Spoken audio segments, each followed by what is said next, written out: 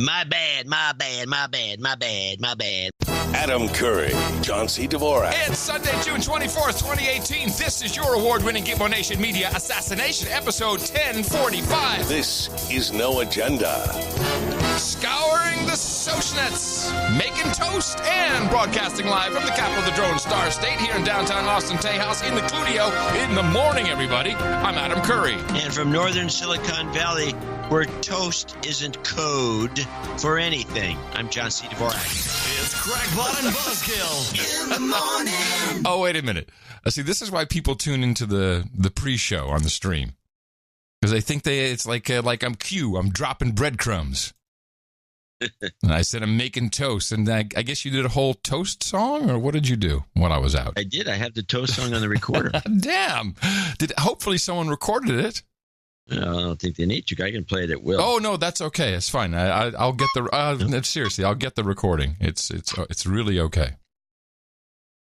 Well, I thought it was going to be a boring weekend until. Okay, what made you think that? I just figured it would just be the same.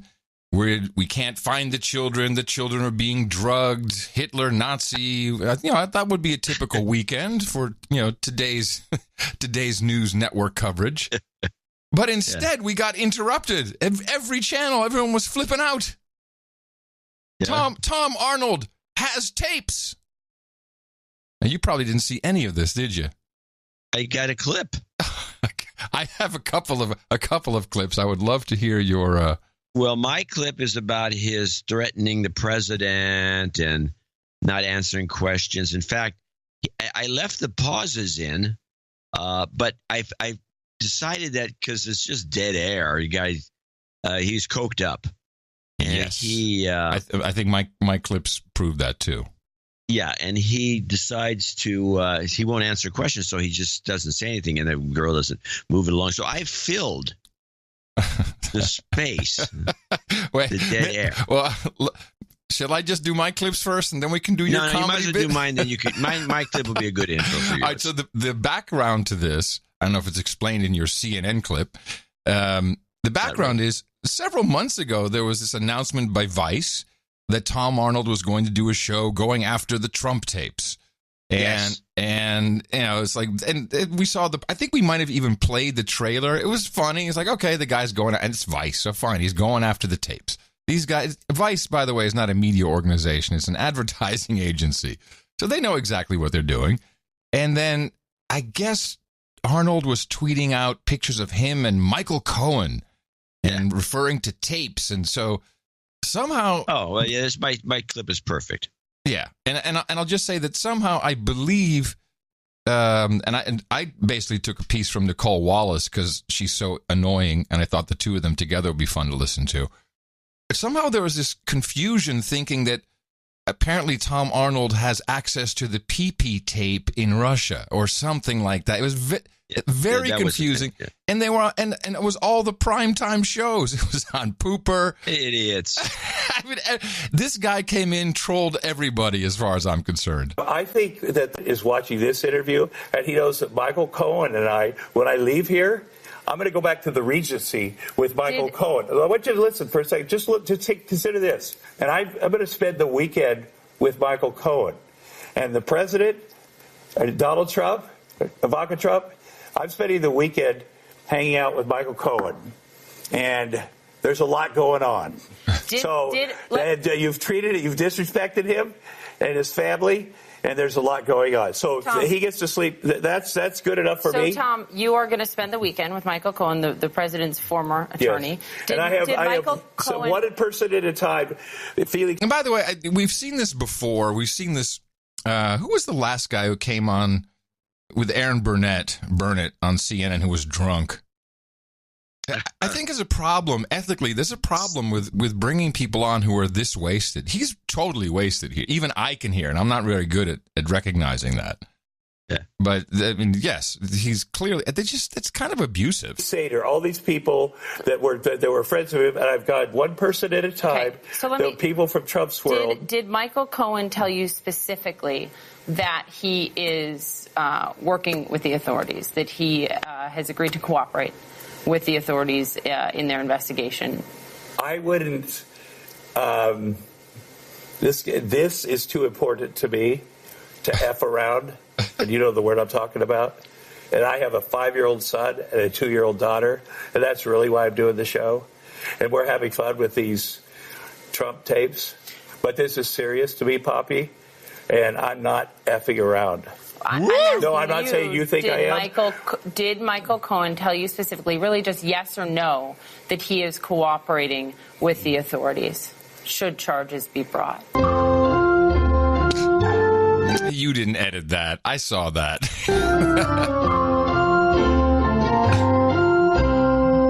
I think it works better with a video, John. Did he tell you? Do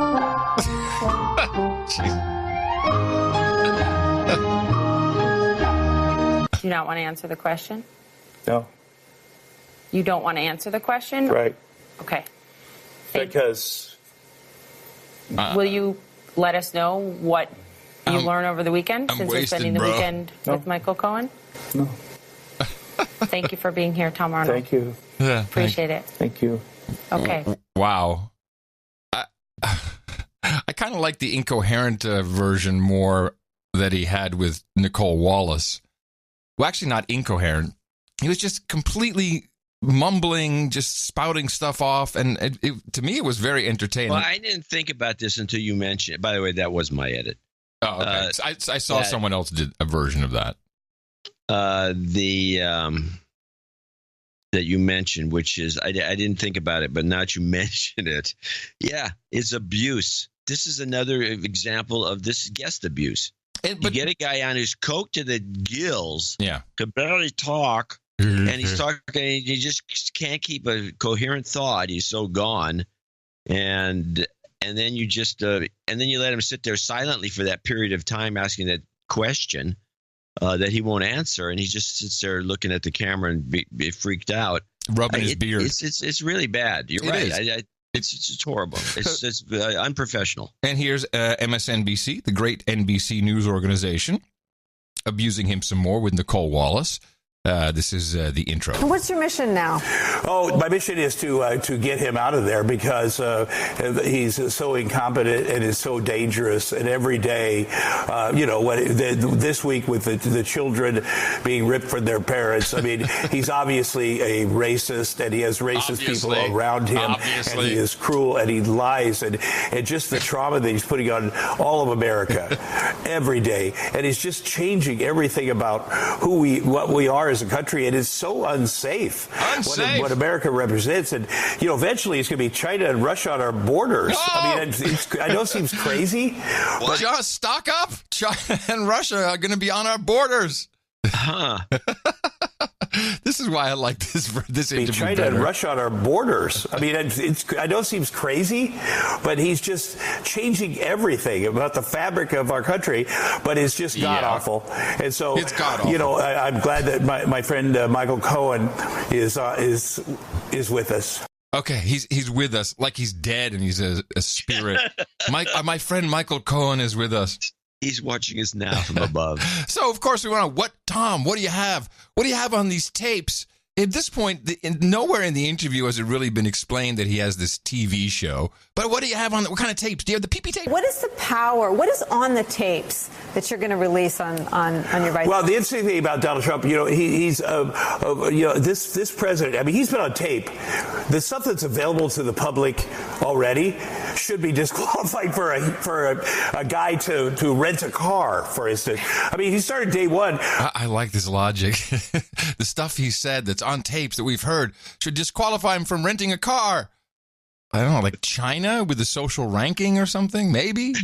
No, He might not get the Hertz Gold line, but I think he can still get a car. By calling and faking his own voice to say his father had given him his money and he was really a billionaire. Now, here's a man who, in his inebriation, is just letting it all spout out. That's really what's happening here.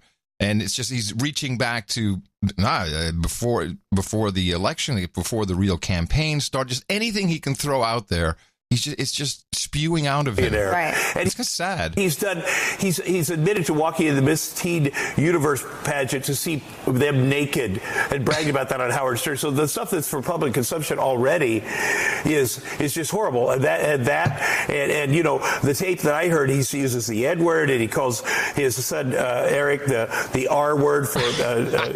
Where's that tape? We want to hear him call his own son a retard. That tape we want. People with, just discussing sexual harassment things to the women on the set of The Apprentice. All right, so when I heard this, I knew immediately he's got absolutely nothing. This is going to be a series, 10, 12 episodes. We'll have little drips and drabs. We'll keep expecting something to pop at the end. It'll be like Geraldo's safe.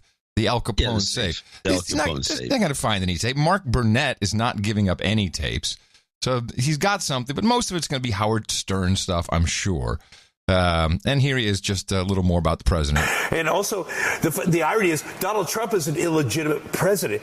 He did not win the election without help from Russia. You will see this. And he knows he's illegitimate. Every time you mention it, he freaks out. And that's karma. Okay. I'm not quite sure how the karma fits into it. Now, another one of my favorite topics, which Nicole picks up. She's the one that's every afternoon on MSNBC. She's like, one of these people's going to flip. They're going to flip. They're going to flip against him. Flip, going to flip. And now Donald Trump's like, are you talking about, who's Michael Cohen? What? He's not my lawyer? I don't know that guy. He's a nice guy. He's so full of it. And finally, he realized it, and his wife helped him realize it. He's like, oh my God, I got to take care of my family because this guy is the worst. And so he's taking care of his whole family. But does that include flipping? Did he tell you he was going to flip? What do you mean flipping? Is he going to cooperate with prosecutors? He's in a lot of trouble. He could be facing jail. Did he say anything that made you think he was going to cooperate with prosecutors? He's going to do. Here's what I know. He's going to take care of his family, his country, the rest of us Jews. Okay. Donald Trump is not. He's done. Jews are safe. He knows that Donald Trump does not care about him. He does not care about his family, and it's over. He also doesn't want me. He doesn't want to be harassed by Donald Trump because he is the president of the United States still, and he probably has a bunch of dudes. But Michael Cohen is going to. The president probably has a bunch of dudes, John. Just so you know, don't harass the president. He's got a bunch of dudes. Be harassed by Donald Trump because he is the president of the United States still, and he probably has a bunch of dudes. Yeah. But Michael Cohen is going to take care of his family and his country first. That's all you need to know. Think about that. Yeah, I'll think about that. Think about it. Think about it. So no. Now, here's where you can clearly hear there's confusion about the video. Let me. I've got two more questions for you. One, we know that what was seized from his offices included a lot of audio and recordings. Did he promise to share those with you? To share with me, Michael Cohen, first of all, does not work for Vice. I want to make that clear. He's not getting anybody. He's probably broke. I mean, I shouldn't even say that. Michael Cohen did not make any promises with me. But you're working on it. You're trying to get. Oh, I love it because he has all the tapes, and in fact, some of those have my name is on those. Oh man. All right, final clip. Of course, he was married to Roseanne Barr, so we should probably bring up the ex-wife. Let me get my last question. You started out your first answer. You talked about your ex-wife, Roseanne. Yes. How did she end up so far on the other side of the Trump question from you? I don't know. We were divorced 24 years ago. I think that she got into, like a lot of people in this country, and I spent a lot of time the last few months talking to her daughter, and you see a lot of these. It happens in my family in Iowa. We're talking about the wake of Andy McCabe, the FBI agent. His mother-in-law is from Iowa, from his family, and his wife and his mother-in-law is one of my best. He says, I think she got into, and then he goes off onto a tangent and a Shaggy Dog story. Yes, and it comes back around. Does he around. ever come back to, I think she got into blank? Yep, he does. In Iowa, we're talking about the wake of Andy McCabe, the FBI agent. His mother-in-law is from Iowa, from his family, and his wife and his brother-in-law is one of my best friends. She's a Trump guy. People just get sucked in there. Now, Roseanne is full on with the Nazis and with the racist, and it's just crazy. Just so you know, Roseanne is full on with the Nazis and the racists and the crazy. Wow. Just so you know. I don't know how you get in there. I think mental health and she's Trump mental. and putting that stuff. It's rigged. They're against us. They're violent. And they also they disseminate so much information. I did a deep dive into the information that they specifically, it's not just Fox News, but it's Fox News and the internet stuff. And it's like a drug. The internet is a drug. And Donald Trump is the kingpin. He is perpetuating it. That's why he has to go too. He's the kingpin of this drug that people are just keeping people sick in this country. He's got to go. We want you to come back when your Vice special is getting ready to air. It's a series, Nicole. It is a series. I love you. It's a series, Nicole. We won't get to it in episode 1. It's a series. I'm Tom Arnold. I will get rid of that scourge, Donald Trump. Not like my ex-wife who was with the Nazis. They're going to have to cancel that series. Oh, Vice? No. They're not going to cancel that. No, you heard it on this show. Really? You think they're going to cancel it? Why? If he keeps acting like this. This is come on, this is what these guys thrive on. They love this. They always have stupid stuff like this. That's kind of their business model. It's not as bad as, you're making it sound like they're just running another version of Jackass. Vice? Yeah, I'd say Vice is running Hello, Tom Freston is the guy who's shepherding this whole deal, former CEO of MTV Networks. Yeah, it's an advertising agency. Yeah, no, I understand the advertising agency aspect, but this guy, the problem with guys like this is they turn on everybody. And unless you got some dope. Well, yeah, if you keep him supplied with something, with the stuff he needs. Yeah, then we're okay. Then we're good to go. Yeah. But I find it a little sad it was such emotional rape of this guy. And he was on Lawrence O'Donnell. Everybody had him on. And kind of half smiling, but let's let him go on and on and on and on. Oh, beautiful. Great. Don't they understand, especially MSNBC, that this is just ruination of their credit? I mean, what credibility do they have? But this isn't helping. And if you listen to the guy, he's incoherent. Yeah. And they're taking him seriously because he may have some goods on Trump. That's how hard up they are. Yeah, I think so. I truly think so. Flip. And because if you listen to all of the interviews he did, he really, Michael Cohen's really not giving him anything. Michael Cohen's not really cooperating. It's just trolling. He trolled for his TV show. They have to let it go on. It would be stupid not to. It would be stupid to cancel this. This is great. I'm going to stick with my theory. Mm-hmm. I don't see why Vice would have to stop. Why not? For one thing, he's got nothing. He sold them a bill of goods and it's going to make them look stupider than they are. Oh, he's not producing this. They just brought him as the host. He has nothing. He had some sales pitch to do with this, or he wouldn't be involved at all. I mean, this guy does. No one's having a meeting of executives and saying, "Well, who are we going to have to be the host?" I've got an idea. Tom Arnold, that's the guy. You don't know. I don't buy it. Hey, David Hasselhoff brought down the wall. So yeah, if you take Germany, that line, still might think that. if you take that line of thinking, you never know what Tom Arnold could do. Yeah, no, he had to be the guy that pushing the sales of this. Him and a bunch of guys. Again, just see about 3 executives and him all with a huge pile of white powder. Yeah. Oh, it's a great idea, Tom. Can you do it? Oh, yeah. Cohen's a great friend of mine. I hang out with him. Probably. Anyway, it made the weekend a little more entertaining because it started off like this. Well, the images suggest those of concentration camps, families being cut apart. I know children are being marched away to showers. I know they're being marched away to showers, or they're being told they are, just like the Nazis had said that they were taking people to showers and then they never came back. Look, bottom line, Donald Trump increasingly looks like Hitler in Nazi Germany. These look like concentration camps. It's rewarding breaking our It immigration is cruel, laws. Unusual punishment, John. I said this yesterday, but increasingly Donald Trump is turning this nation into Nazi Germany and turning these into concentration camps. What's happening is very American in that this is how the country was founded. This is what happened 76 years ago to Japanese Americans in internment camps. Now, look, I know we're not Nazi Germany, all right? But there is a commonality there. I knew it would be controversial, but I felt a warning flare was necessary. You're so concerned about what's going on. Yeah. And all of us are so concerned. We see these heartbreaking images, and it's so awful.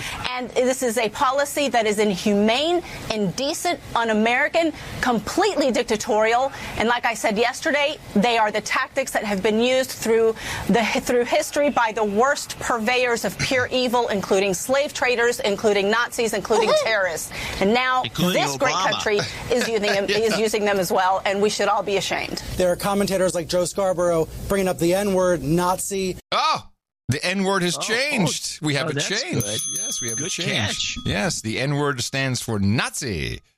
We can finally use the N-word again. Well, I have about 3 clips. I don't have about, I have 3 clips and a commentary, because there's something I've realized that, I mean, for one thing, the thing we're noticing is that Trump signed the thing saying, okay, we're stopping this, which is what they wanted him to do. But apparently they have so many things planned, protests and demonstrations. And it's I found that actually March On, the same organization that did the kids' march with the against the guns, it's planned. It's done. They are running the march on the 30th. That's happening no matter what. And the point of their march is to get Democrats elected. Ah, there you go. Let's play these 3 clips. Yeah, I think people are getting annoyed by this. I think it's going to hurt Democrats personally. But let's go with all hell breaking loose Trump rap. Tonight, President Trump at a rally in Las Vegas, lashing out against Democrats for being too soft on immigration. Because they think immigration is being weak on the border, which is therefore allowing tremendous crime to come into our country. They think that that's a good issue for them. I don't think being weak on the border, being pathetically weak on the border, I don't think that's a good issue. The president's zero-tolerance policy igniting a brewing backlash against some of his staff. Last night, Press Secretary Sarah Sanders kicked out of this Virginia restaurant while at dinner with family and friends. The owner telling the Washington Post she asked her to leave on moral grounds, including separating immigrant families. The separation of illegal... That was pretty interesting, actually. How? Well, I did. If you did a little research on the whole thing, it actually stems from the gay staff. Ah, okay. No, I didn't know. I didn't realize this. Yeah, the gay staff was... Wait a minute, gays refusing to serve someone? What? Mind sufficiently blown, sir. So the gay staff apparently bitched to... There's 2 chefs, a man and a woman, and they could be gay too, but bitched to them saying that she was there. And they didn't want to serve to her, although they were serving. They just gave her hors d'oeuvres and stuff, but they were complaining to the chef who was running the place at the time. And so the chef doesn't know what to do, and he can't make a decision, which is always a bad sign. So he calls the owner. The owner drives over to make sure, because the owner is absolutely positive it was Sarah Sanders. And so she comes over and then has a talk with her in the back patio, saying that it's against the principles of the restaurant, that they, this whatever, they get some song and dance, and then Sanders agreed to leave. Mm-hmm. But yeah, it was the staff. It was the staff that didn't want to serve her. It's well, before you move on, before we finish I'll do it right after this clip is done.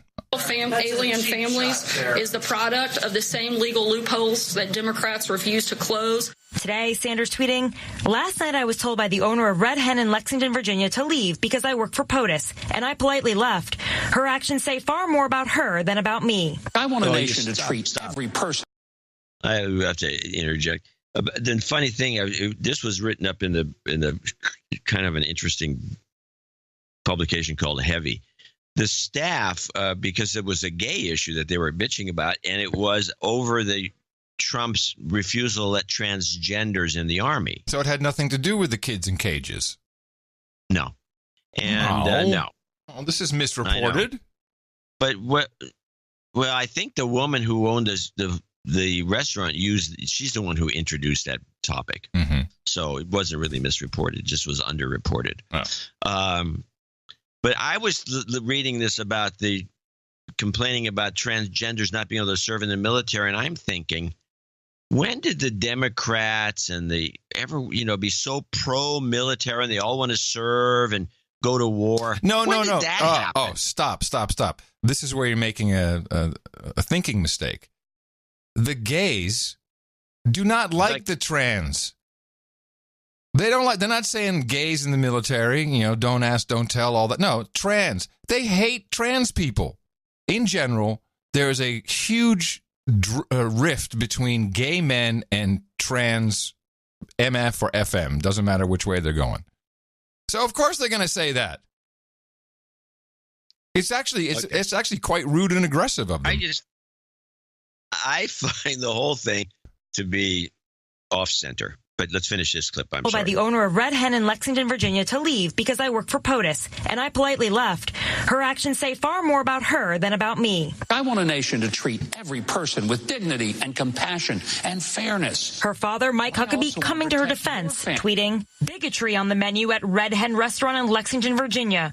Or you can ask for the hate plate, and appetizers are small plates for small minds. But hours earlier, the former governor posting this tweet saying, Nancy Pelosi introduces her campaign committee for the take back of the House. Shame! Shame! Sanders is not the first member of the administration to face public outrage. Homeland Security Secretary Kirstjen Nielsen heckled last week at a Mexican restaurant. If kids don't eat in peace, you don't eat in peace! You can't do it through an executive order. Tonight, inside the White House, sources telling ABC News officials are suffering from whiplash, blaming White House aide Stephen Miller for pushing the zero-tolerance policy. I didn't like the sight or the feeling of families being separated. And now are left scrambling to implement the executive order stopping the separation of families. And Tara now joins us from the White House. And Tara, sources are telling you members of Congress may have new legislation to fix an issue with the president's executive order. Whit, senior White House and Hill officials tell me that if a larger immigration bill fails to pass in the Congress next week, they're preparing a more narrow bill that would allow children to stay with their parents in detention centers for more than 20 days. A vote on that bill could come as early as Tuesday night.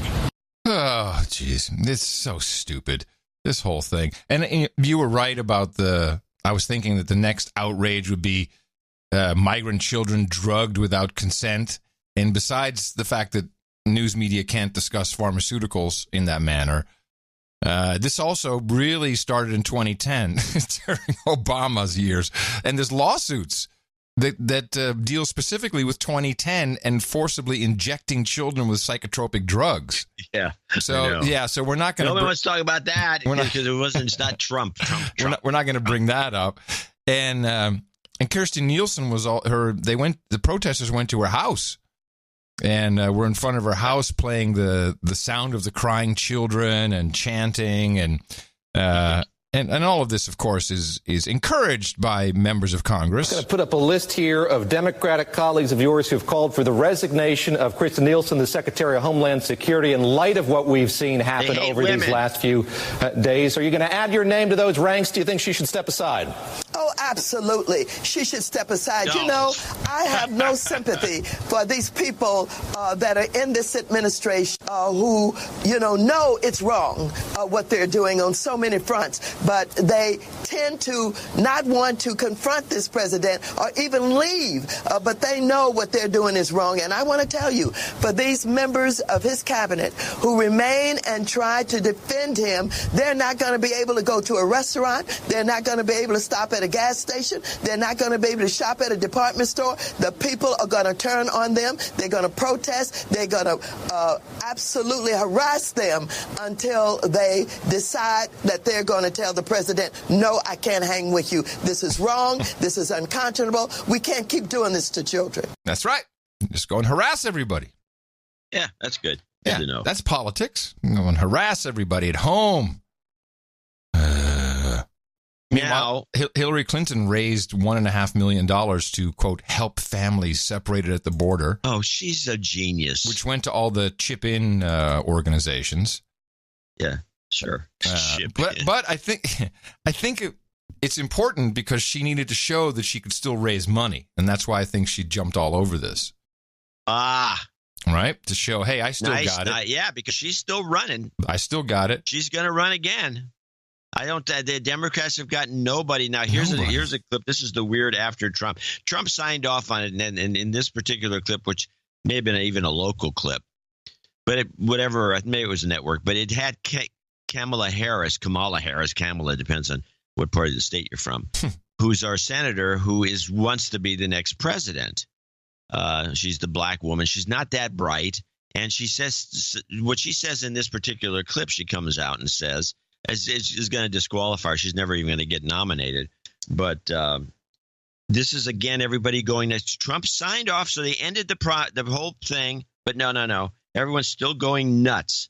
The immigration controversy has ignited not only protests, but also efforts to help migrant families at the center of the crisis. Here's Carter Evans. Protesters flocked to the federal building in Los Angeles today to donate toys to children who were ripped from their parents at the border. It's a pretty overwhelming response.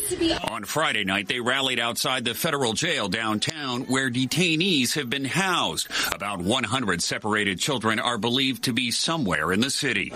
In San Diego, protests continued downtown, an effort to pressure the Trump administration to reverse its zero-tolerance immigration policy. Shame! Along the border yesterday, Senator Kamala Harris visited a detention center where immigrants are being held.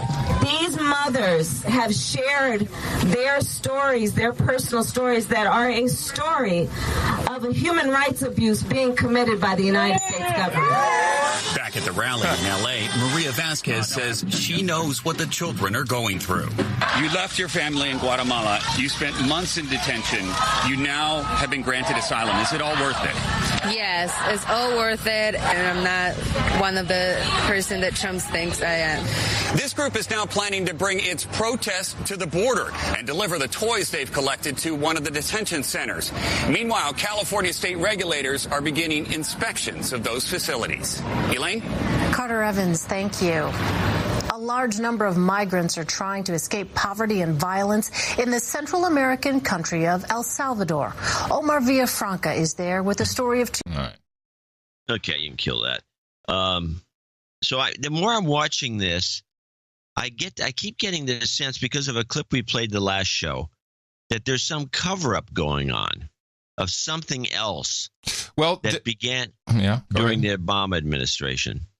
I have a thought about that. It's not necessarily a cover-up, but there is a real issue.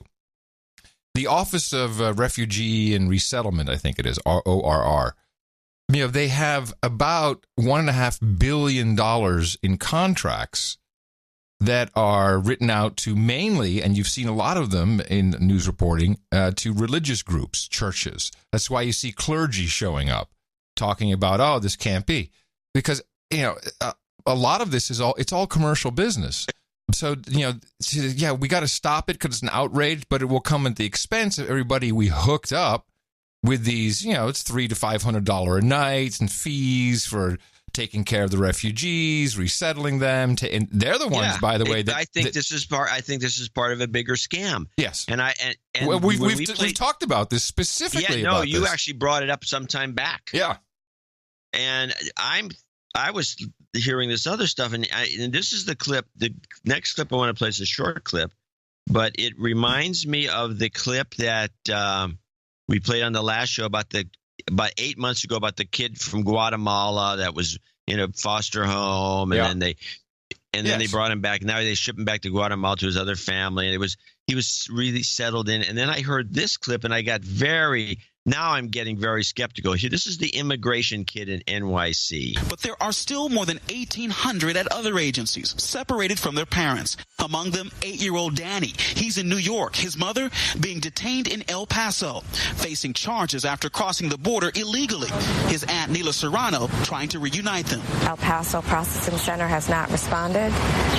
We've already bought the bus ticket, ready to go. She is not even aware that she's not coming home. The fog of uncertainty fueling frustration and calls for expedited reunions like this one in Baltimore Friday. Others who've been deported like these families in Honduras taking solace in seeing their loved ones. While in Texas, buses drop off young mothers and their children at this station daily. They wear ankle monitors as they wait for word on their asylum cases, and a nationwide debate rages on. Now, what I'm thinking here, they were detained in El Paso, and now all of a sudden the kid's in New York. Yes. Now, how did they get shuffled off to New York like overnight? This seems like child thievery, and they're all ending up in these foster homes and various systems that are getting government money, and you get paid per head. Yes, per night or per day. Per head, per night. So you're getting money. So, I mean, this seems like they're just stealing these kids on purpose, and this isn't something Trump started. There you go. I'll repeat the number, John. $1.5 billion a year for these organizations who took these, as you call them, kids. They were 18, 19-year-old dudes, look like. But okay, maybe they're 16, 17. These were boys. These were men, young men with ankle monitors. Why the ankle monitors is not from ICE. It's not from Department of Homeland Security. It's from these organizations who are shuttling the kids, putting them in these different places. Remember that Obama specifically wanted to bring a lot of Syrians to Detroit. I mean, this placement program has been in place for a while now, and $1.5 billion. That's a lot of money. Yeah. That's a hell of a lot of money.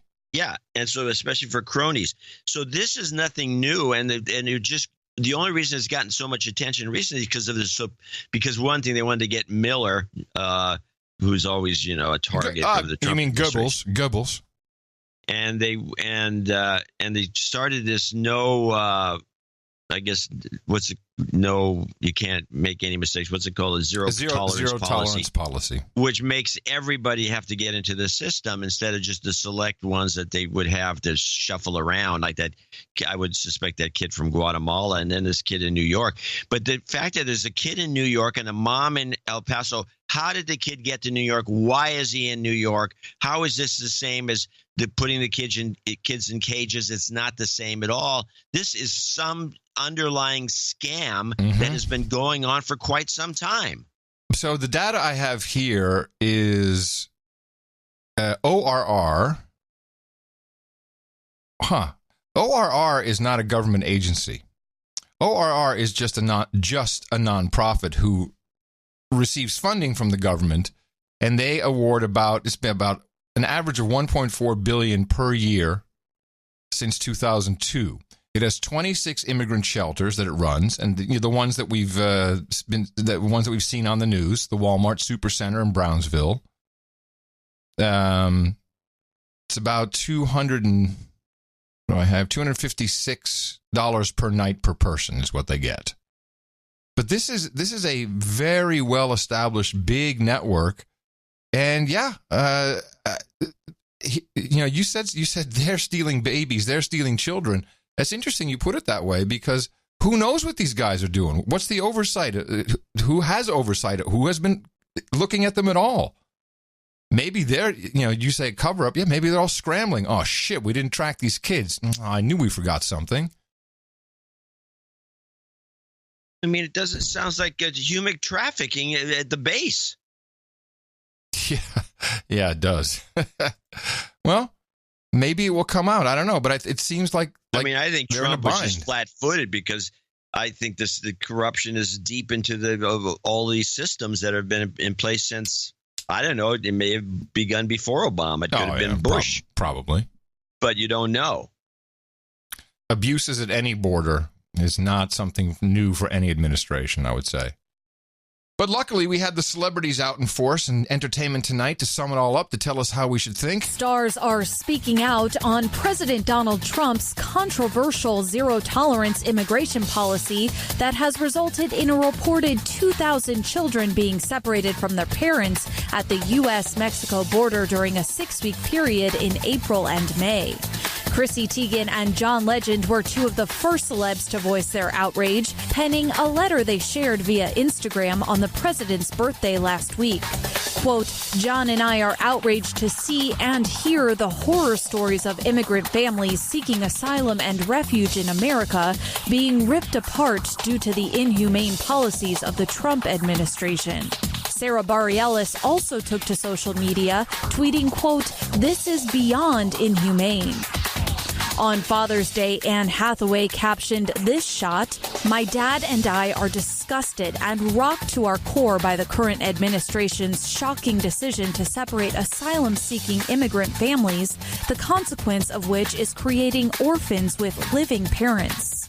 Sophia Bush encouraged her followers to take action, tweeting, call your senators. Meanwhile, Jimmy Kimmel wrote, quote, I hope that our president and his minions remember that children should be with their parents, not in detention centers. Reese Witherspoon called the policy cruel and immoral and deplorable. Alyssa Milano said the fight for humanity is on.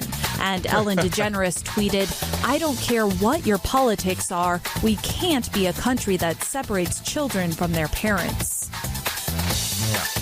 So, that just kind of fueled more outrage. Just everyone all pissed off, just on the Sosh Nets, just yelling at each other on television.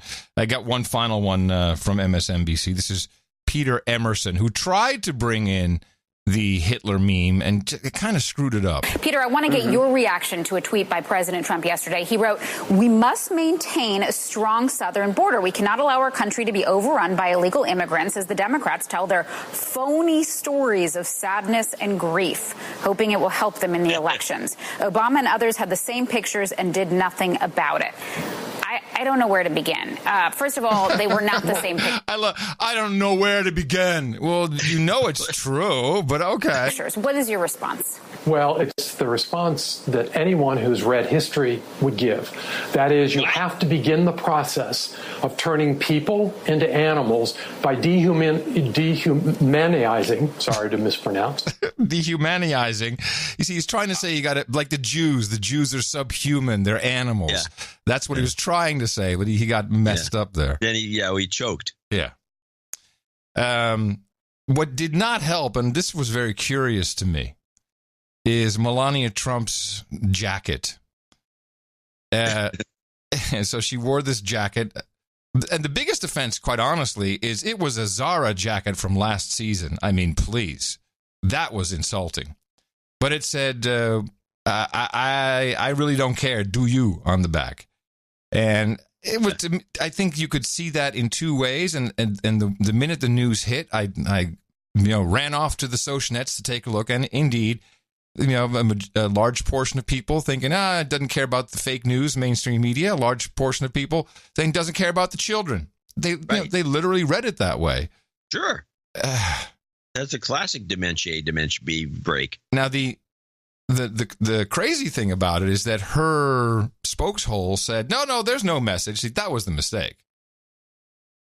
Like, no, there's no message. And then the president comes out later and tweets, it's clearly a message towards the fake news media. So they got to coordinate. They stepped in it. But this can only end one way: violence. Someone's gonna get. Well, that's what Rush Limbaugh says that. Someone's gonna get shot again. Rush Limbaugh has been saying that for over a week. Mm-hmm. And he's blaming the mainstream media because they're the ones that are fanning the flames by running all these stories that could be just as easily ignored. They're not that, it's not like it's breaking news. She wore a jacket, and they're just looking for trouble, and they're looking to get stuff. Yeah, there's going to be violence. Somebody's going to get shot. So they're fueling it. But what's happening with the Sosh Nets? That's where people are really losing their minds. And I have two short clips one about the Sosh Nets in general, then one about Trump, and I didn't play these on the last show because I had the piece of interview from Jaron Lanier, who wrote the book about you have to delete. Now, he says something really interesting here that I hadn't considered about the algorithms of social media and how and why people are going insane when they take to Twitter. So you have the machine. The machine is 24/7. It's the news networks. It's the news programs. It's print. It's the Time magazine cover with the child who was never separated from her mother, which, activates a whole different group of people. But the algorithms do something which I hadn't considered, and that, I think, explains why we're in the trouble we're in today. In traditional behaviorism, you would give an animal or a person a little treat like candy or maybe an electric shock, and you'd go back and forth between positive and negative feedback. And when researchers try to determine whether positivity or negativity is more powerful, they're roughly at parity. They're both important. But the difference with social media is that the algorithms that are following you respond very quickly. They're looking for the quick responses. And the negative responses, like getting startled or scared or irritated or angry, tend to rise faster than the positive responses, like building trust or feeling good. Those things rise more slowly. So the algorithms naturally catch the negativity and amplify it and introduce negative people to each other and all of this. And so what this does is it means that the algorithms discover there's more engagement possible, say by promoting ISIS and promoting the Arab Spring. And so ISIS gets more mileage, or promoting the Ku Klux Klan than Black Lives Matter. Now, in the big picture, it's not true that negativity is more powerful, but if you're doing this very rapid measurement of human impulses instead of accumulated human behavior, then it's the negativity that gets amplified. So you tend to have elections that are more driven by rancor and abuse, and you tend to have outcomes that are kind of crazy. I hadn't considered that the algorithm would catch the negative engagement, not recognize, whether it recognizes it. Of course, it knows that it's negative because it goes and looks for more of it. It has no opinion in if that's good or bad. You don't buy it? I'm not buying any of that. What you said, I think, is total bullshit. Why? I don't believe there's an algorithm that does that. Oh, it's a very simple algorithm. Of course, if you're responding back and forth and it sees this, it's just going to find more people to surface in your feed that have similar opinions with people like you, or opposed to people like you. I see that. That I think is the core of what it actually does. It's not much smarter than that, which is why the advertising sucks, because that's the level of it. It's very basic. It's a very basic script to make this run. Yeah. And I know what you're saying. I know you can keep saying I'm still not buying it. Yeah, you're just not providing an argument as to why it's not happening. Well, you don't have to provide an argument why it's not happening. Oh, okay. That's silly. All right. I'm sorry. Jeez. What kind of argument is that? It's like saying, hey, it's not raining in here right now. It's actually sunny and 90. Well, really? Prove it. Yeah, but this is more subjective. It just makes it worse. I don't have to provide an argument that it's not happening. Okay. Well, I think it is happening. I really do. And I think, well, you have to provide the argument that it is happening, and the argument is just Lanier's thoughts on it. And I know you've said it, so you have more experience, and you can throw that in my face. You should have, but you didn't. You just cut me off. I was about to do it. I was about to do it. You wouldn't let me cut you off. I beat you to it. Yeah, but I don't see that on Twitter. Oh my God! Totally. Twitter. You sign up for the people that you want to follow. They don't throw it in your face. That's wrong. Do you ever look at your feed? Just your regular feed? That's not true. That feed is manipulated. Are you kidding me? What do you mean my regular feed? So if you go to Twitter, just your regular home Twitter, not your mentions, but just home. Yeah. You're seeing things are being inserted there from people you do not follow. And it's inserted from people favoriting tweets that you do follow. Oh, do you even know how this works? I know how it works, and I'm not saying what he says, which is a compounding of the negative. I don't see any compounding of the negative. You also do not engage like other people are engaging. You don't tweet back and forth with people. You don't. I don't want to get into there's no reason to get into a silly argument. Which is why you have no algorithmic engagement. it's nice to think that you can be so paranoid as to think that this is all the problem. I'm not paranoid. But I know what Lanier is.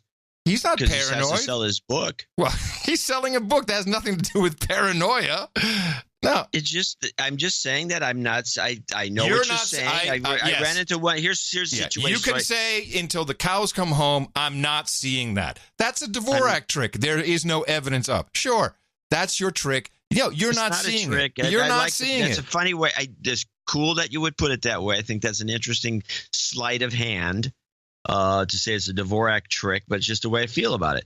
Now, let me give you an example. Here's what happened. You saw the Tracy Ullman clip. Yes, of course.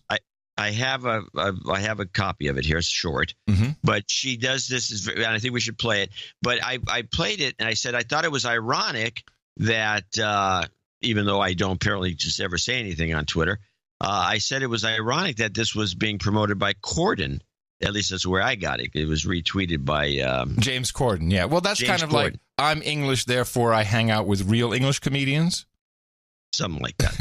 Yeah. So Corden plays this. Yeah, well, that's probably the real element. But Corden played it proudly, and I said this is ironic because he's the kind of people that are sitting around the doing this exact thing. Yeah, or the kind of guests that he has and encourages, and. So some guy tweets me. I blocked him after this, by the way. It's another thing. Yeah, another reason why the algos don't kick in for you. He says, wow, whoosh, right over your head. Oh, because is there some bigger joke that we didn't get? No, there's not. But he's Dementia A, so he saw a bigger joke. Jeez. And we can play the clip, and I'll tell you what he thought the bigger joke was. And why it really makes all the difference, and the rest of it is just kind of a cover for the real joke. This support group is for people who are so woke that they are finding it impossible to have any fun at all. I should probably put it into context. Tracy Ullman is acting as if she is a leader of a group similar to AA. You're sitting in a circle and you're all sharing and talking about your issues on this one particular topic. We have somebody new with us this week, so would you like to introduce yourself? Hi, I'm Oscar. I think, like a lot of you guys, for me it started with the little things. Signing an online petition, going to a march. Well, I mean, before I knew it, I was writing to The Guardian about LGBT representation in the Harry Potter books. Which is shocking, by the way. All right, Lily, we've all read your blog. Don't worry, Oscar. You've come to the right place. All of the young people in this room are ruining their lives by being overly virtuous. That's actually a microaggression to say young people because it carries subconscious bias towards the elderly. Actually, what you're doing is denying agency to the elderly, which is arguably much worse. See, this is what I'm talking about. You see, it's a slippery slope. 1 minute you're carrying a reusable water bottle, fine, and the next minute you're arguing that water is racist. Oh my God, is water racist? No, it's just an example. Right, how did you guys get on with the homework that I set you? Guys isn't an especially inclusive term. Not now, Jamie. By homework, do you mean having to watch that old people sitcom? It's called Friends, Lily, and you were supposed to watch it and enjoy it. Well, I tried, but I found it deeply problematic. Why? Well, there's the homophobia, the transphobia, the fatism and the slut-shaming, and could Chandler be any more annoying? You can't go through your 20s worrying about every aspect of everything. You have to pick your battles. And just remember that it doesn't really matter, because by the time you hit your 30s, most of you are going to be massively right-wing anyway. Have any of you started to think that maybe poor people don't deserve benefits? No. Well, watch out for that one, because that's how it starts. Look, I understand this has all been a bit much for some of you, so let's take 5 and have a hobnob. I find the word hobnob very phallocentric. Fuck off, Jamie. Good old Tracy. Now, the second richest comedian in show business after Jerry Seinfeld. Oh, I think she's got much more money than Seinfeld. You think? I mean, that because Simpsons, right? She pretty much owns a piece of the Simpsons. A deal. For people that don't know, Tracy Ullman, when she did the Tracy Ullman show, I think it was on network ABC, maybe. It was Fox. Fox. Oh, it's Fox. She had a deal that anyone who wanted to develop a skit or a bit or anything, if they took it to another level, in other words, developed it and made it a show, she would get like 2 to 5% of it. Yeah. And The Simpsons came out of it. Give me 2% of The Simpsons. Holy crap! And so she ended up, well, besides being a never-ending bonanza, she and all the residuals, I think she really racked it up. I think she went way beyond Seinfeld. Really? Oh, that's possible. Yeah. I think she's close to being now a that I think about it, because all different languages are so easy to do. Yeah, she should be in the $1 billion range. Yeah. I met her once when she was still doing when she went from comedian to singing career. I've always loved to meet her. She seems like she's very funny. She's incredibly kind. But even then, I was 19, and I think she's probably 10 years older than I am. And she was very nice. One of my first TV shows. Well, anyway, back to this bit where she says you're all going to become right wingers when you're 30 because you're going to think that the people shouldn't be getting a stipend. That is according to this guy, that's what I didn't get because that's what it's really all about. And wow, that's taking it a bit far. And because it wasn't a criticism of these idiots. It was a criticism of people who all of a sudden don't think that the elderly should get a stipend, and they're creeps. And so I'm thinking, when I went and looked at his feed, the guy's just unbelievable. You blocked him. Yeah, I blocked him. Now, do you ever just a question on the blocking? Since you have successfully controlled your algos to not engage you. Do you tweet back to somebody first? When you say like #blocked, do you wait before actually blocking them to make sure they can see it? Because I do. I've thought about that. I do. I always, because I if you remove that person's tweet, then I don't know where mine goes. So I put blocked for an hour. What I used to do was type in blocked and then block them. But then I said, wait a minute, they don't even know this. So why would I even do #blocked? So then I evolved into putting #blocked and not blocking them, just like I should. That's block, good too. That's a good. Yeah, that's confusing. That's confusing. Yeah. And then when I block people now, I just block them. I don't even care about feedback or letting them know. I don't care. What difference does it make? That's right. Half of them don't even notice. Okay. So, the second clip from Jared Lanier is about Trump and the algos. I have never known Trump, but I have met him a few times over a fairly long period, over 30 years actually, through different circumstances. And I will say that while I never would have voted for him as president, and I always thought he was somewhat untrustworthy and a bit of a showman and a bit of a scammer, he never lost himself and became so strangely insecure and so weirdly irritable until he had his own addiction, in this case to Twitter. And it's really damaged him. I mean, I view Trump in a way as a victim. Oh, yeah, absolutely. His character has been really damaged by his Twitter addiction. Because of the reaction he gets from each tweet. Yeah. So, you know what happens in addiction is the addict becomes hooked not just on the good part of the addiction experience, but on the whole cycle. So a gambler is not just addicted to winning, but to this whole process where they mostly lose. And in the same way, the Twitter addict or the social media addict becomes addicted to this engagement, which is often unpleasant, where they're engaged in these, really abusive exchanges with other human beings. And only once in a while is that, you can watch Trump, like every once in a while there will be this tweet where somebody likes him, and that's when he gets his little, we call it in the trade the dopamine hit.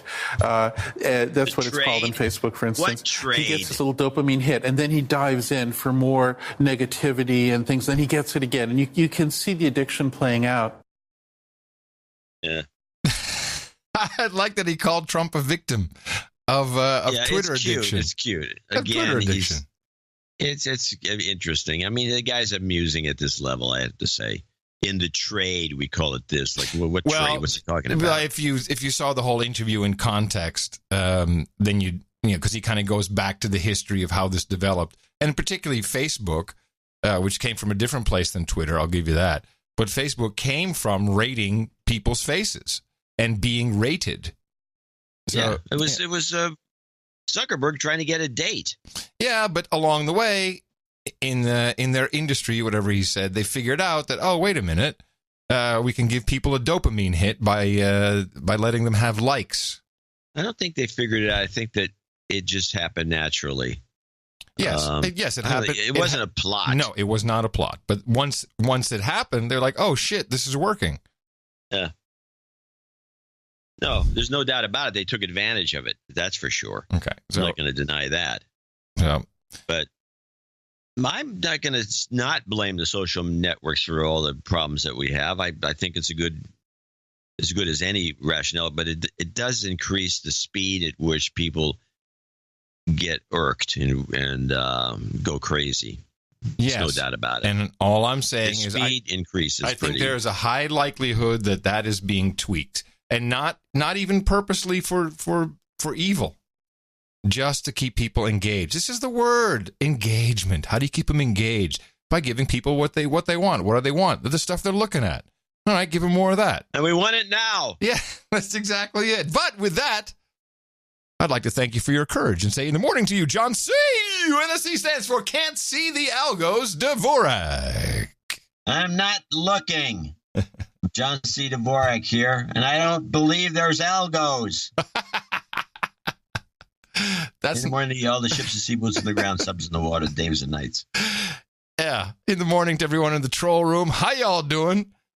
Good to have you here this morning. NoAgendaStream.com. They got a nice concert this morning for those of you who can listen to the stream live Thursdays and Sundays. They got the Toast song. By the way, just on this algo thing, I like the way you go off on the algo thing and condemn me for like denying the possibility that it doesn't exist or doesn't work. And you're the one that constantly bitches and moans about how these algos don't work with advertising. That's what I said in my so argument. You can't have it both ways. That's what I said. They either don't work at all or they work, half the time just to make your argument. No. And I'm happy to provide you with the last word so everyone can just roll their eyes. Well, they can roll their eyes anyway. And I want to say in the morning to Darren O'Neill, he brought us the artwork for episode 1044. That title of that episode was misrepresented or misunderstood by a couple I saw. Oh, what was the title again? The title was Free Scooter. Yeah. Which, we meant to be one of these bird bikes. Not that we want you to go steal one, but we happen to have some information about how you could do that. How you could if you wanted to. Someone thought this was about Trump's pardoning of Scooter Libby. Oh, that's cool. We had the double entendre. A double, yes, without even knowing it. Anything filthy. Without even knowing it. But it was a great piece of work that Darren put together for us. It was a classic old vinyl record with a label with no agenda on it. Yeah, I mean, it was well done. And if the more you look at it, it's got 33.33 speed, which is 33 and a third, which is the speed, which is 33.33. Yeah. But he used 33 instead of 1/3. He's got lots of little subtleties in that artwork, which is what I like. Yes, a lot of people liked it, and we thank Darren O'Neill and all of our artists who diligently upload fabulous album art for every single new episode to NoAgendaArtGenerator.com. Thank you, we appreciate that. Just part of the Value for Value network we've created here with the No Agenda Show. We don't take advertising or corporate money. It's the value that comes back from the network to us, and that is in the form of donations. We'd like to thank our executive producers and associate executive producers up front in the show, just like Hollywood. Who do we have to thank today? Oh, we have actually, because we did a promotion instead of not doing a promotion of executive I know. Of executive producers. Okay. And we seem to get a lot of them. It was, I don't know why, by the way. I think it's because yes, hold on a second. I know why. Because you said, well, we got 2 celebrities down. Will No Agenda be the third? And it would make some sense because the 2 celebrities that went down, we'll talk about later, which is Coco the gorilla, the talking gorilla. Yep. And Charles Krauthammer. The talking gorilla. Not quite, but okay. I don't think the Coco spoke. But she talked. Uh-huh. So you had the talking gorilla, and now you're taking it with, and there's always, everything happens in 3s. Mm-hmm. And now we have cross species. We got a gorilla and a human, and then there could be like maybe something inanimate, like a show, which is animate but not So that would be perfect. It's a living being. Our show is a living entity. It's a living being, but it's a cross-species kind of a thought, and I guess it triggered some people thinking, my God, this could happen. We got grays, we got tall blondes, we got Nordics, we got them all. Yeah. So we got a fairly good. We got a very good response. I want to thank everybody who helped us out for this show. Patrick Seymour's at the top of the list in Clayton, Ohio. It's $567.89. 56789. And he says NJNKNN. No note. Okay. No jingle, no karma, no note. Thank you very much, Patrick. Appreciate it. Peter Tangstrom, $350 from he's in Holland. Thank you, gents. You kept me sane in more ways than you could ever imagine. He wants just a plain vanilla karma shot. No, he says no J, just a vanilla karma shot. Got it for you. Thank you, Peter. You've got karma. Yeah, I realize I got the spreadsheet late. Yeah? Yeah, that means I didn't have time to get this ready. News bomb! News bomb! What is that, first one? The first one is this one. News bomb! It sounds bad. Yeah, it sounds like gas. What do I have here? News bomb! There you go. Thomas Nussbaum in Virginia Beach, Virginia, came with $333.33. And he says ITM and damn the low donations, which they were, trying here. And then he's got I guess this is his coordinates. Yeah, it looks like GPS coordinates that PayPal didn't know what to do with. I guess. Yeah. Yeah, I know they made a mess, by the way. Hugs, kisses, love, and light. I'm going to give him a karma. This is our Grande Duque. You've got karma. Sir Abel Kirby in Broomfield, Colorado, $333.33. Now, these are all people that came in as executive producers by clicking the Insta executive producer button. Did it actually say Insta? Just Insta? Yeah. Nice. Nice. With the underline saying he misspelled it. Credited as Abel Kirby, yes. The hardest part of becoming a baronet is telling your parents you are gay. It's a very funny line. Damn. If you think about it. Yeah. Now, is he saying that all baronets are gay? I don't know, man. That's what he's saying. No wonder people want to skip it. Yeah, I don't want to donate to that show. I don't want to be a baronet. That's no good. This is upgrade complete. Space Force. Is he on the list? Yes, he is. Space Force. Space Force. He's on the list. Yes. Yeah, I say it right. Space Force. Space Force was a huge deal with ex-mills I work with. Much discussion of re-enlisting. Huh. And Heinlein memes galore. Yeah, I have a couple of notes. We're going to go second half today with Space Force.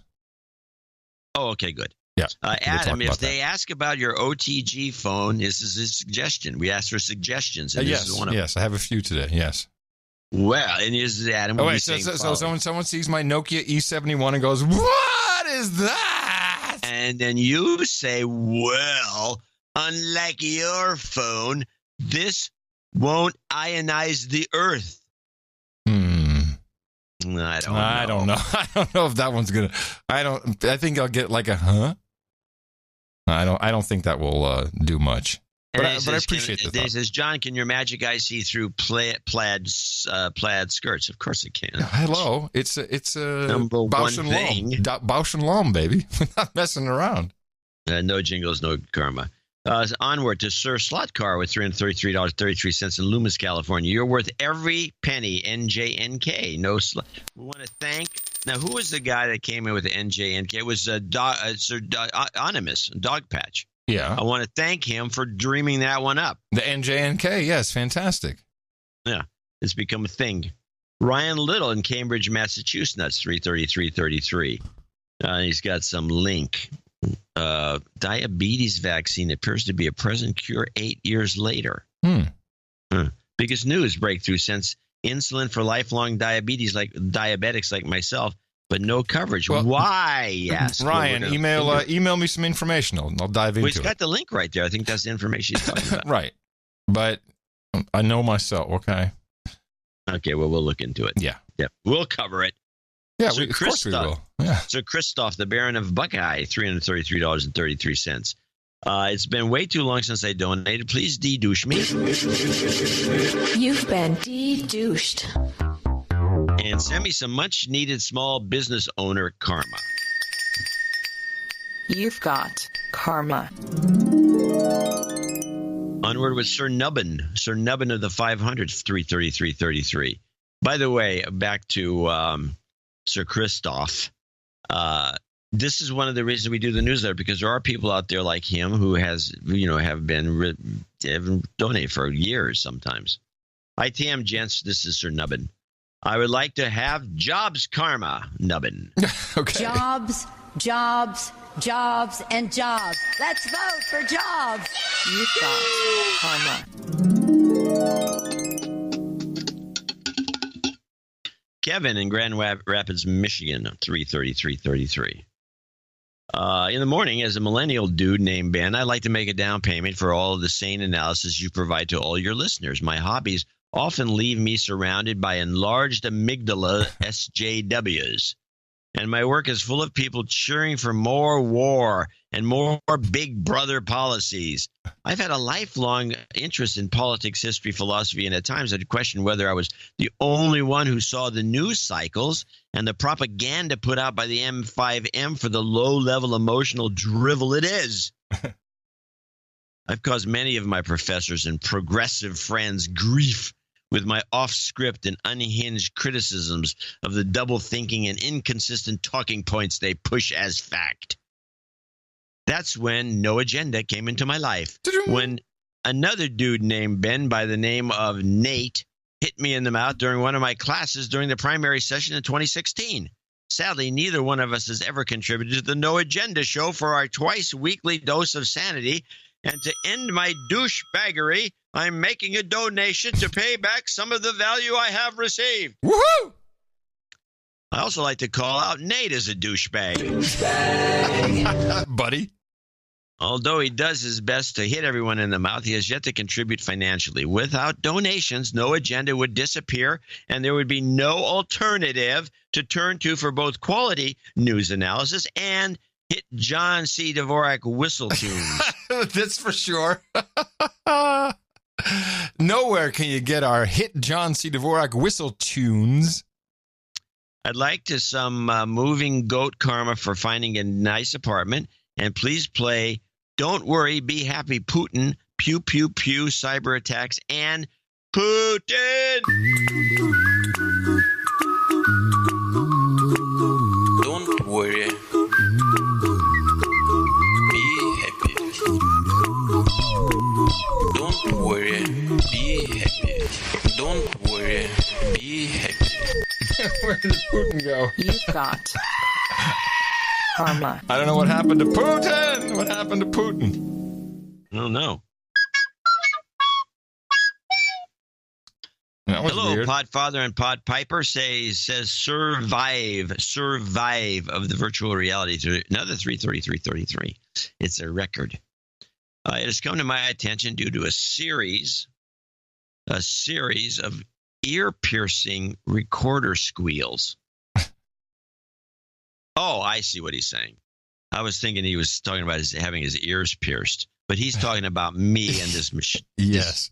Yeah, your instrument. Your instrument. My instrument. Yes. That you're in need of support. So here's at present full fist of threes.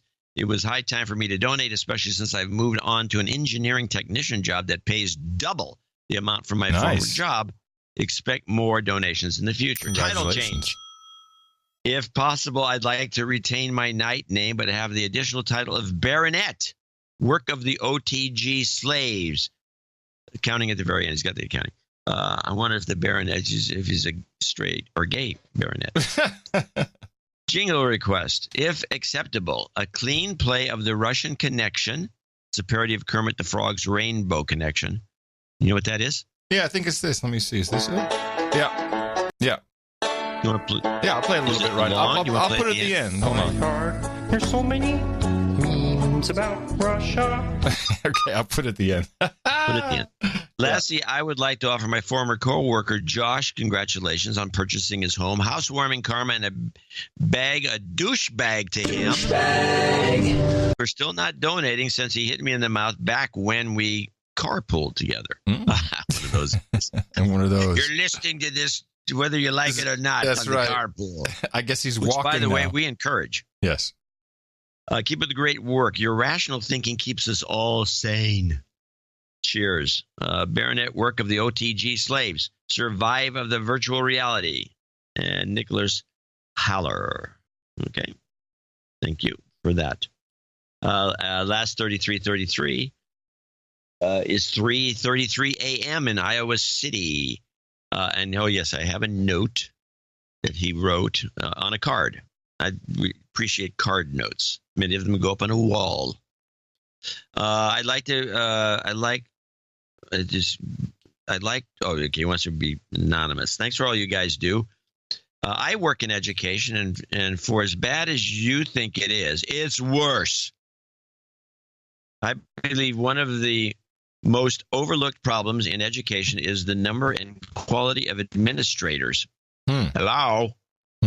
There are too many. This is what problem in California. That's what California is so bad. And they are uniformly terrible at their job. That's because to become an administrator, all you need is 2 years of teaching and a master's degree. Space Force. For request, I have listened to podcasts since 2006, and until I was punched in the mouth, I had never heard of the podfather Adam Curry. No one knows. That's because of lies out there. A lie? There's a lie out there? Yes. I was wondering if you would be so kind as to share the story behind the podfather, and my wife and I could use some baby-making karma in the meantime. Thanks for all you guys do. 333. So what story does he want? He wants the history of your invention of the podcast. Yeah. And we're not going to. You want to? It has to be on this show sometime during the show. Okay, because we'll do it after this segment. No, there is some untold part of the story. Some. Well, that'll make it interesting. Yes. Baby making karma. We got that for you. You've got karma. Done and done. We're $33 from Monroeville, Pennsylvania, and Chris Grill. Chris Grill, great name for a private detective. Thanks for the sanity check twice a week. This is my first contribution since starting to listen in the 900s, so I could use a de-douching. Oh, you got it. You've been de-douched. The Sunday show falls on my youngest human resources, Kaya's birthday. So maybe you could add her to the list. Can I get a Sharpton compilation and a Trump Pelosi double jobs karma? And we will much about that be committed. So there's no real conflict. Michael Druniak,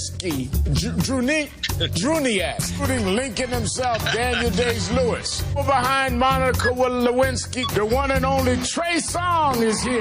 But Allison Lundergan Grimes, Gina De Jesus, when Gina De Jesus, Tea Party challenger Matt Bivens. People don't want to have their Social Security overall. The Republican savior, Mark Rubio's big night in evolution and Galileo. I mean, this whole thing of Galileo. America's changed. Changed. Jobs. Jobs. Jobs. Jobs. Jobs. Jobs. And jobs. Let's vote for jobs. You've got karma. Wow. You know, those compilations have gone a lot. They've evolved. A lot of mileage. Wow. It's wow. It's just wow, man. I think I was getting like almost $1 million a year. Yeah. Kenneth Bear, Beare in Beaverton, Oregon. Should be Beaver. $333. Hi, John and Adam. It's time I pony up for the greatest podcast in the universe. It's been about a year since I last donated, so a de-douching would be in order. You've been de-douched.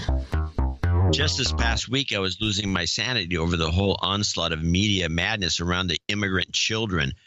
As a father, I was more than a little triggered. Luckily, I have you two to deliver a dose of reality. Nice. I felt my mental health immediately restored after your analysis on Thursday's show. Keep up the great work. See, this is the kind of note that wakes me up. I get up in the morning for this kind of note. It just fell off. It just fell off because he was freaking out. The algos were in overdrive, and he heard us, and like a breath of just fresh wind through your head. Wind. Yeah, you got a nice breath of wind. Sir Philip the Black Baron of Oslo in Norway, $333. The Black Baron. Not fair that you used the sad puppy. Oh, yes, I do. But I get the message. And as a Baron, will never abandon the best podcast in the universe. Dame Sarah and I send you our production contribution to preserve the truth and honesty that only exists on the No Agenda Show. M5M is not only fake news, it's divisive, deceptive, deviant, dishonest, and pure crap. There you go. That's a good description. I like it. Mm-hmm. Don't abandon us, and we will, the knights and the nobles of the No Agenda Round Table, will rally and rise. Fuck all social media. Yes. Thank you. Thank you for your curses. Yes. Okay, very good. Sir Dan, protector of underwater. What is the rest of it? You have it on there? Underwater. Oh, hold on a second. If I can see it here. Why is it not? Underwater criminal investigators. Ah, yes, Sir Dan. Yes, we know Sir Dan. He is an actual underwater criminal investigator. It's what he does. Yeah. 333, Woodford, Virginia. Hi, John and Adam. Please accept my donation to keep you guys solvent. Thank you. I can count on you to keep me from creating havoc in the world for at least 6 hours a week. I'd like a birthday call out for my smoking hot, steaming keeper, Anne. She's been keeping the world safe for other women for over 18 years. I'm a one-woman guy. Her birthday's on the 23rd. Could I get a de-douching? Yes. You've been de-douched. And a health karma and a goat scream for the keeper. Thanks for what you do. You're making a difference in the war of words. Aww. You've got karma. Donald Richards in Cortland, Virginia, also 333. What? I'm just reading his note. New International Version, Psalms 137.9. Happy is the one who seizes your infants and dashes them against the rocks. Preach. Very funny. Very good. Yeah. Charles Couch. And then we dropped to associate executive producers. I want to thank all the people that gave us 333 and 333 to celebrate to celebrate the continuation of this great show. Charles Couch, 233.38. I'm getting a couple things in there. Donating from the airport. My gate was C33, and the sign when I arrived at the gate was flashing between Austin and San Francisco. What are the odds? Please send some jobs karma for both me and my wife. We have interviews today and tomorrow. Also give a MILF jingle for my smoking hot wife, Courtney. She just recently started listening after I finally convinced her the show is amazing. Oh, that's good. Now you guys will be happy for a long time. I love listening because it feels like conversation between the two of my kick-ass uncles. Douchebag call-outs for Kyle. Douchebag. Katie. Douchebag. And Aaron. Douchebag. That's one hot MILF, baby. Jobs, jobs, jobs, and jobs. Let's vote for jobs. You've got karma. All right. Now, we have an issue here with Richard Unterberger. He's in Emhouse, Pennsylvania, 22222. Now, he was the executive producer on the last show, was he not? Yes. Ah, okay. But we read the wrong note, or there was a note. Oh, we screwed it up. There's a bunch of... Well, we had one job, one job. Now, I'm going to look at this note, and I'm going to look at the email he sent and see if they're identical. It appears to be. I don't know. Yeah, I think it is. So I can just read. Okay.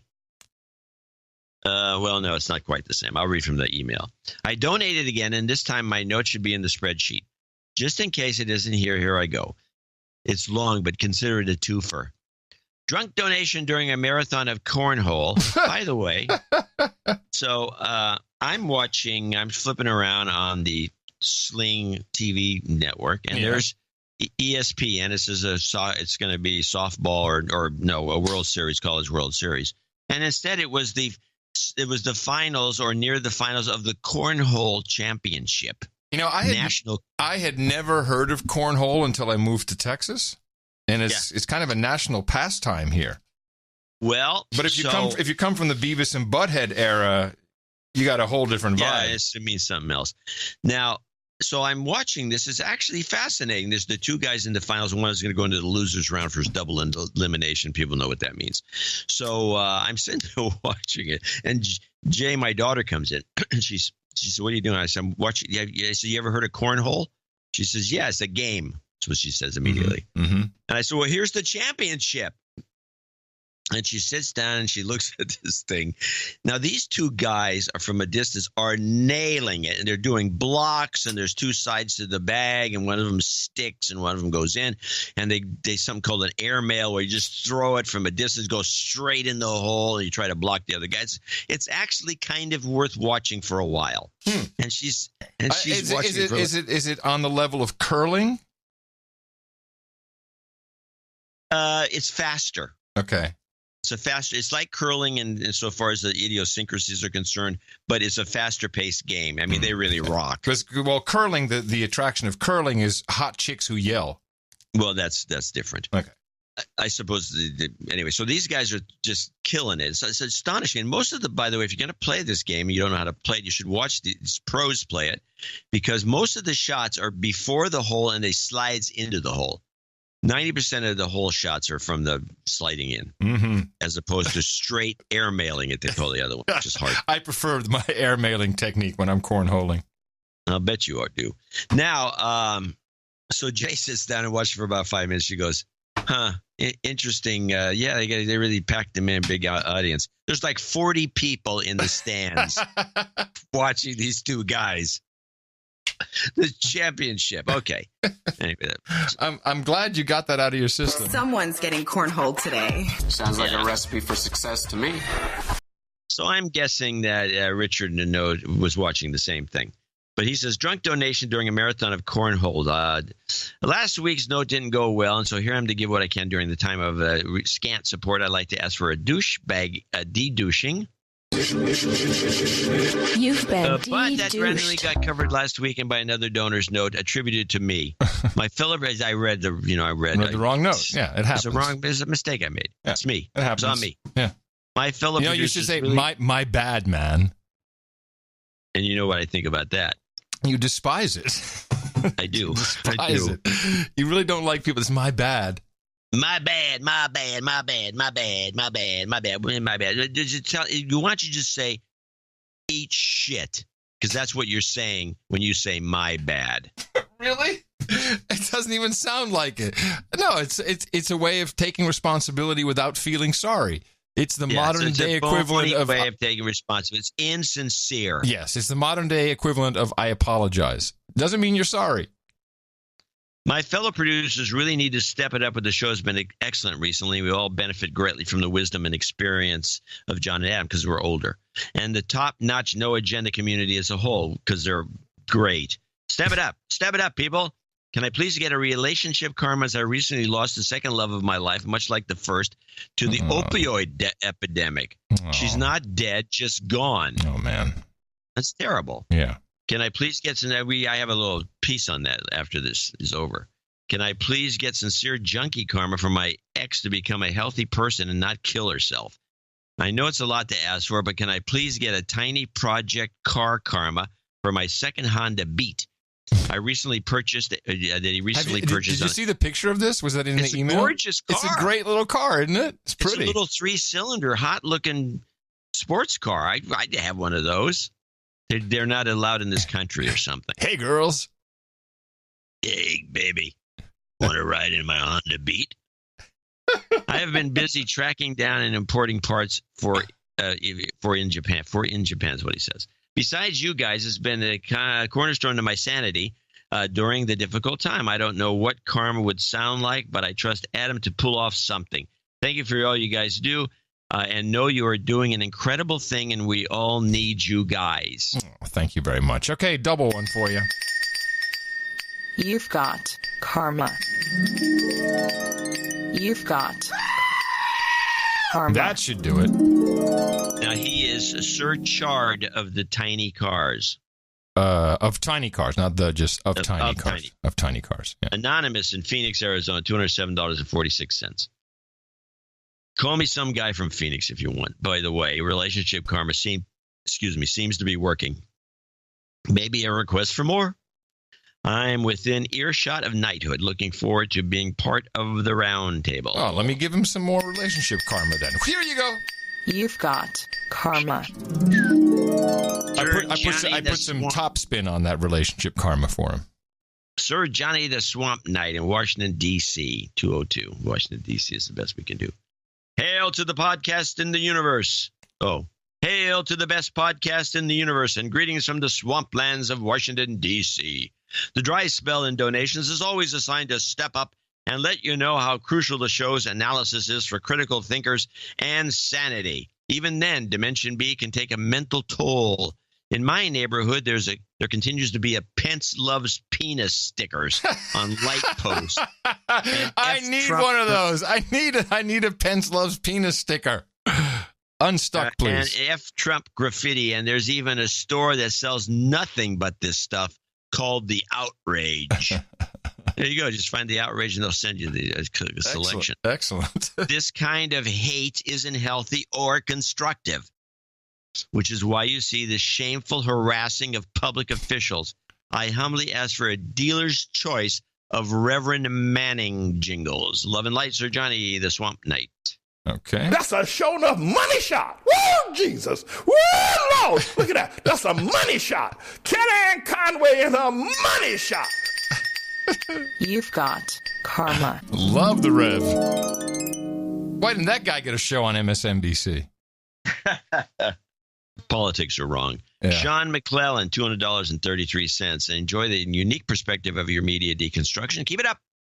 To all the producers out there, please donate and do it right now. I mean, you, yes, you. I do have a couple of questions. One. Now, this is very interesting. Question number one is something I was going to call for in second half of show segment because we have a donor, I believe, a knight, if not of higher peerage. He's a fire bottles baron. There you go. Baron. Who always sends his donation notes on the Federation of Planets letterhead. And the first question that Sean has is, I'd love to know the story behind the letters that come in on the Federation of Planets letterhead. It's mentioned often, but I didn't catch the origins and details behind it. I've never actually seen the letterhead because it always comes into the P.O. box. You see them. And I am going to put a copy of one of the letters from the Federation. Now, what it is called the Federation of Planets? It says the Federation of Planets. It's a logo? It's the logo of the Star Trek Federation. The whole thing is, so it must be real. Star Trek Federation? Yeah, what do you think it? I thought that was the real deal. This is the Star. No, this is not Star Wars. This is Star Trek. You said Star Trek. I know. But Star Trek. Okay. So this is not the real Federation of Planets letterhead. It's just the Star Trek Federation of Planets letterhead. No, this is the Star Trek's Federation of Planets is real. Oh, okay. Well, at least we're on the same track. Good. So I will send. There's very small letterheads for a small compact piece of paper because in the future they can't afford 8.5 by 11 chews up too many trees, so all the papers shrunk. I'll send. Next time one comes in, I don't have one handy. If I find one just by accident, I'll run it in the news. It'll be in the newsletter, so stay tuned. Anyway, number 2. I plan on getting my technician license next month. Just started studying a couple of days ago. What are the details behind the 7373 donation in relation to ham radio? Oh, okay. That won't be in your test, but it is good to know. No, it won't. There's a number of codes and that you use. And you've heard of, QSL, QTH. You probably heard those terms. But then we have two numbers in particular, 73 and 88. And 73 stands for hugs and kisses. No, 73 is greetings. And 88 is for hugs and kisses. Yeah. And so that's why hams commonly say 73. 73s, yes. 73 OM, which stands for old man. Stands for old man. 73's OM. Yeah, 73's OM to you. At last, Jesse Alvey hit me in the mouth, he continues with his note, some time ago, but has never donated. Please call him out and call out his brother Ethan for good measure. NJNK, please add me to the birthday list. Is he on the birthday list? I don't believe so. Yes, he is. Yes, he is. It's his 4th annual 33rd birthday. June. Well, he's from the Federation of Planets. Well, he doesn't have letterhead to prove it. Sir Upper Decker, $200. Hey, Sir Upper Decker. I haven't heard from him for a while. I haven't heard from Sir Upper Decker forever. Sneaking in with a donation between diaper payments. Which are expensive. Need deal-making karma to make it back before my baby's RUS card is due. Babies are us. Babies are us. It's been a while since you've been to one of them, but it's babies They're are closed. Us. Yes, I know. You've got karma. Now, Toys R Us closed. I was never. Babies R Us came after way later. Yeah, no. Christina was born when Babies R Us was in its heyday. Yeah. And we never bought I anything went there. into a Babies R Us, and I thought I was saying, Can I wanted to buy a baby. I want a baby. You got a baby? But no. You got some with There some. was no babies for sale. You got one that's already potted, or what kind of babies you got? They got nothing. It's a joke. It's just a misleading name for a store. Yes. Stephen Cheshire, $200 from the UK. Hi, John and Adam. Note for the show for this donation sent by email, 75R, blah, blah, blah. That's his email address. Let me go look. You might as well look, too. Yeah, I am looking. Okay, let me do it. I can do it. I hate Outlook. You using Outlook? Yeah.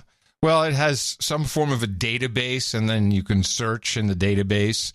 But whenever you do it's kind of hard to explain. If you enter a search term and then you click in one of like last month or today, and I click in it, then the search term changes to something else. It's busted. It's a piece of shit. It's horrible. It's horrible. This must be it. This is show 10. He says it's for 1044. It's 1045. He's off his show. Oops. I'll get back to that. Steve. And he writes, hi, John and Adam. We're just a long-time listener from Bristol in the UK, where we're trying to overdo another donation. We did donate a couple years back, but never put a mention on the show. We listen to your show every week. It's twice a week. And now I've found it became our main news feed as we find it the only source of credible news nowadays. It's probably true. Wow. We enjoy, after listening to your deconstruction of events, how the same stories are being reported. Many times we report days in advance of some of the ones you'll hear. Over here in the UK, it makes us laugh, but sometimes scream and cry, especially the stories about Trump. Yeah. They hate Trump over there. We were over in California in April, May this year on a holiday, and I have to say, what a beautiful place. Apart from San Francisco, if only we had remembered our poop map. Well, we were over there. We never met anyone who had a half-decent word to say about Trump. Not one. So all we could take from that is that your news networks are certainly doing a good job on that front. Keep feeding the slaves. For your excellent work and hours of entertainment you provide, please find our donation of $265 for this week's show. It came in as $200. In which I want to give the producer credit to my lovely wife, Sharon. We have to remember to do that, as it is her birthday today. Do we have that? No. Oh, no, I don't think we do. I don't see how we could. No. Okay, so tell me the This deets. is Steve wants to wish his wife, Sharon, a happy 47th birthday today, which I don't know when this was. What's her name? What's her name? Just Sharon. Sharon. 47 today. Yeah. Okay. Please wish her happy birthday and send her a MILF jingle for not donating for so long, even though she has been on my back to get with it. Please give me a douchebag and then a de-douching. Oh, okay. You've been de-douched. That's one mother I'd like to. You've got karma. All right. Onward. I think that does it. That does it. No, that's it. You're right. Stephen Cheshire is our last donor. Wow. I want to thank. That was good, John. I'm glad you reminded a whole bunch of people who hadn't donated in over a year. That is how the newsletter works. I find it interesting when they all come out of the woodwork at once. That's good. Something triggered them. Well, and yeah, whatever it was, I'm proud of myself. Whatever triggered him, you should be proud of yourself. Whatever it is. The problem is I don't know what I did. Space Force. We thank everybody who supported us, our executive and associate executive producers for episode 1045. We'll be thanking more people who came in $50 and above in the second donation segment. And please remember, we got another show coming up on Thursday. Plenty to deconstruct. We thank you for making it all possible. Remember us at Dvorak.org/NA. Boy, we've learned a lot to deconstruct, a lot to propagate in our formula. Our formula is this. We go out, we hit people in the mouth. Order! Order! Shut up, slave! Shut up, slave! Boo-doo-boo. I got a couple of quickies. Some comebacks from my OTG phone. I got a little list. You want to do OTG, then you want to give us a little history of the podcasting thing? Sure. Podfather. First, I'll read this. No, I think this is Mike. This Kilo Charlie 7 Tango Whiskey. Glad you're liking the new hearing aids. Yes, I am liking the new hearing aids. I won't bore you with any information today, but I have another appointment this week, and so I'll have an update maybe. My commander had the ones like you were talking about and loved that he could focus the listening in one direction. It helped in meetings. True. Anyway, it was just listening to Thursday's show and the segment on the Zen TV experiment. I finally figured something out. In the office I work in, my iPhone doesn't get a connection to the outside world. I work for a DoD agency, so this is either a coincidence or by design. Anyway, for the first couple of weeks, I'm newish to the job, I found myself checking my phone and getting upset that there was nothing happening with it. No emails, no notifications, no social updates, etc. And now I know why. I was programmed to look at my phone when I was bored, and I was upset when I didn't get my entertainment. I've just started to leave my phone in my car during the work, and I feel much better. I often forget it's there till after I get home. Thanks for filling me in on what was causing me so much angst. You guys are invaluable. Well, there you go. Yeah, it's true.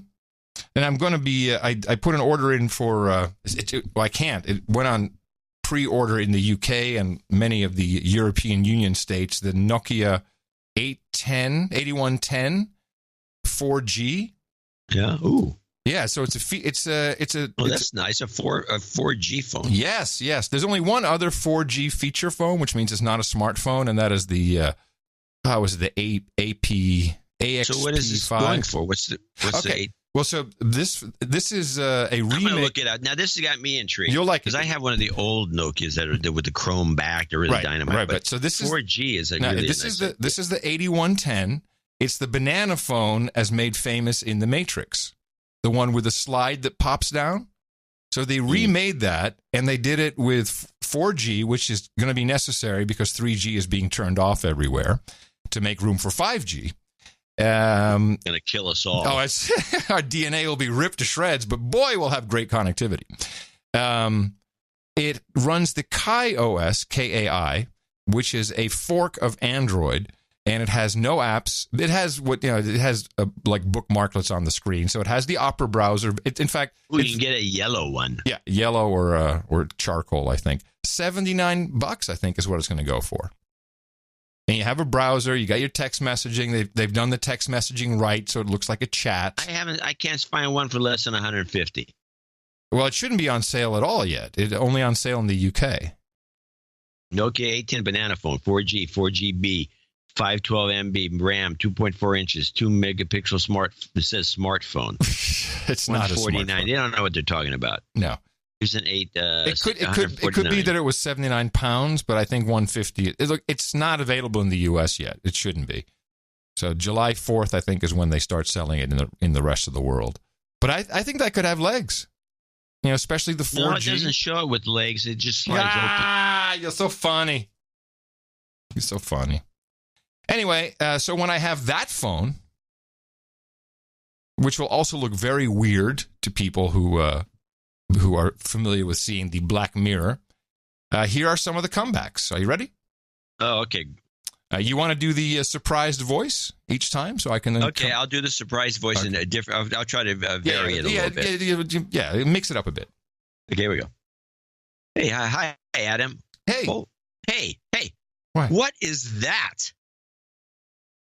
Now, you see, you knew my name, so that doesn't work. You have to be a complete stranger. Oh, okay, so I have to be a stranger. Yeah, you're serving in the restaurant. That's I think a person that knows you could do this, but okay, I'll be a waiter. Yes, hello, my name's Bill. Holy moly, what is that? Oh, that's the same phone Jimi Hendrix used when he was with the Beatles. Who's Jimi Hendrix? Okay, we'll try another one. Okay, I'll be a different waiter. Hi, I'm here to take your order. Oh my God, what is that? Oh, that's the free phone that came with my Airstream. What's an Airstream? All right, one more. How many more you got here? I got 3 more. Oh, okay, I'll be another way. Well, I'll just be somebody walking down the street. You get the phone there. Hey, man, what's that there? This, my friend, still works with the old MTV. Okay. They're not that good, I guess. And the final one is, my dog ate my iPhone and died. Every time I see a smartphone, I think of poor Biffy. Kind of like that. Oh, my God, that is the worst. Kind of like that one. Yeah, use it. See if you can even deliver it. I can't. I'll stumble on Biffy. No doubt about it.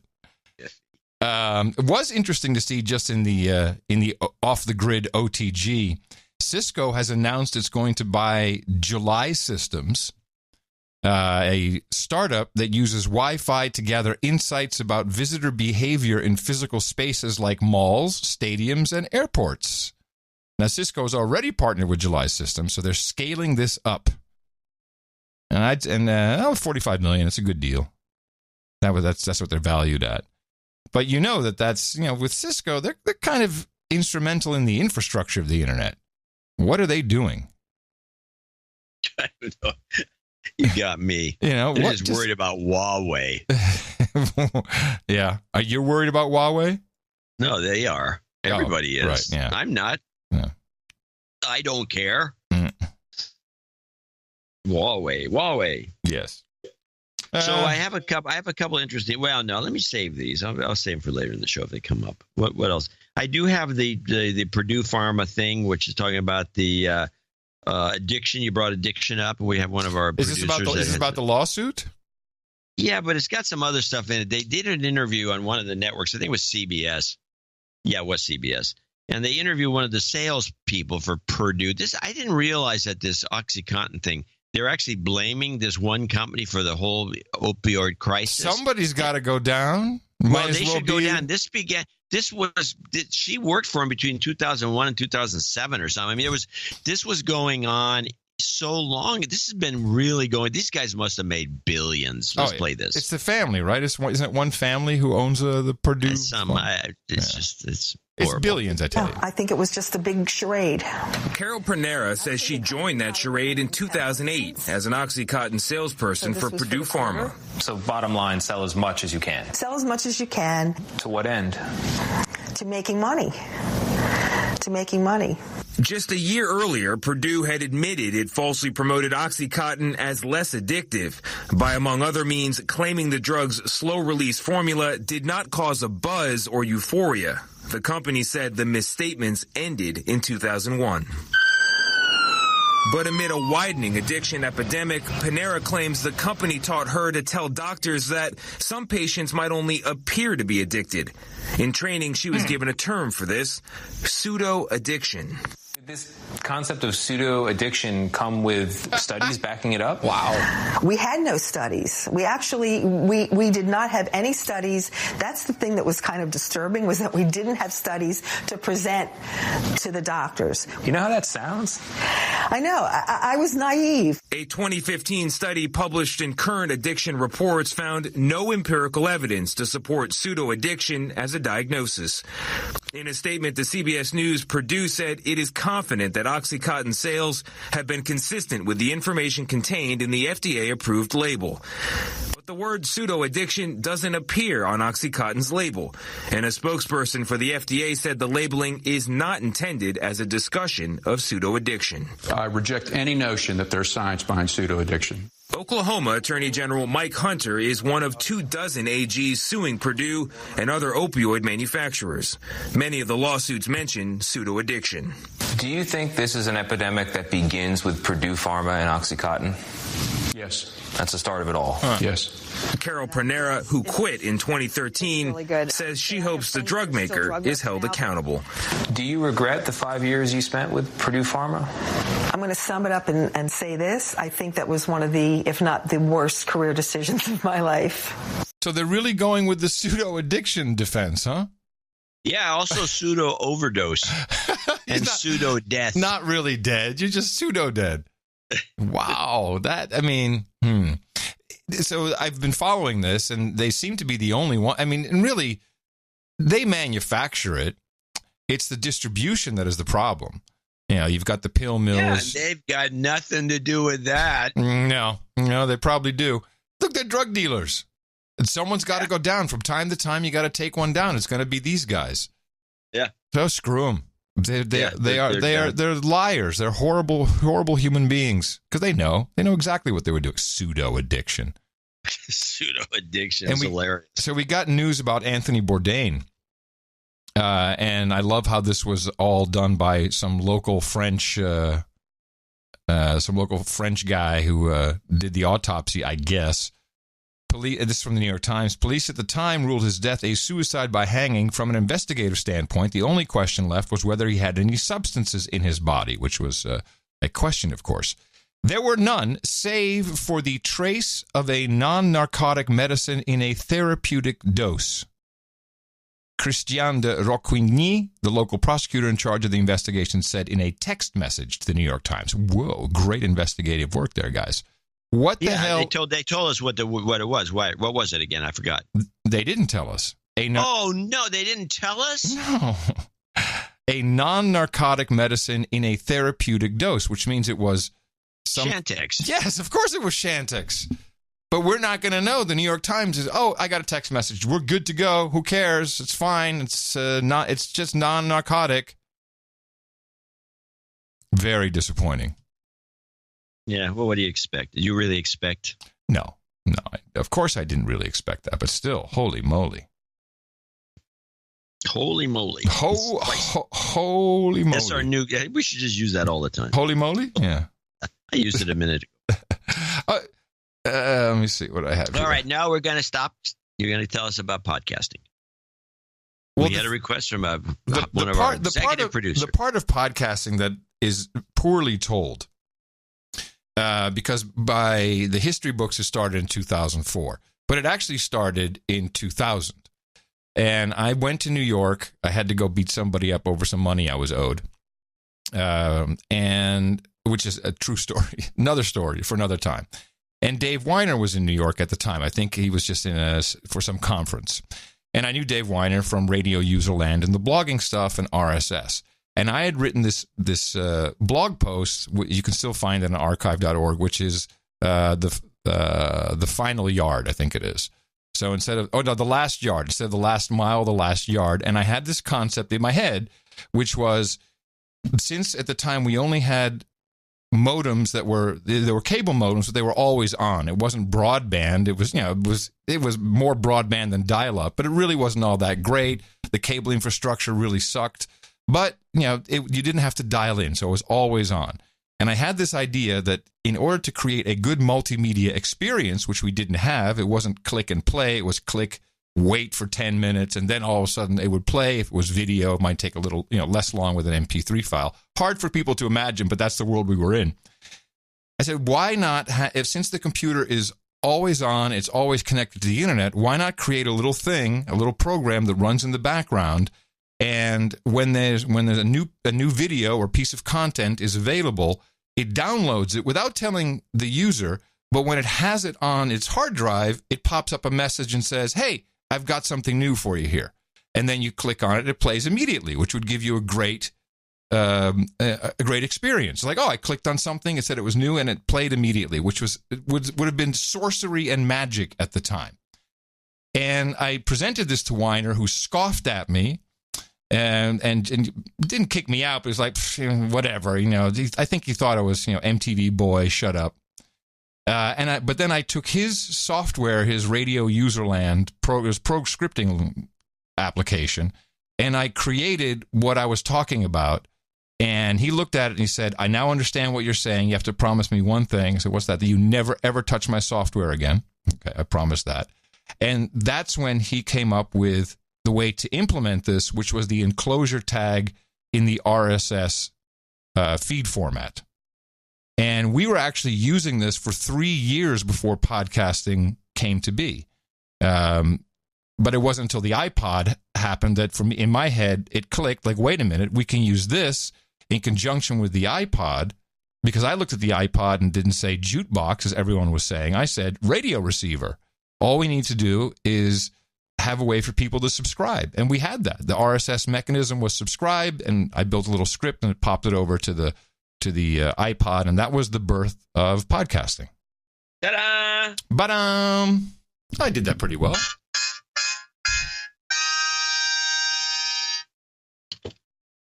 And that's Space a fact. Force. Yeah. That's a fact. And that's the way it should be told. And that's how it happened. Yes. Yeah. That's how it happened. So this guy is the guy who invented podcasting. Yes. Hey, I have a question. Yes. Regarding the FBI, this investigation, the Hillary email investigation. Any collusion?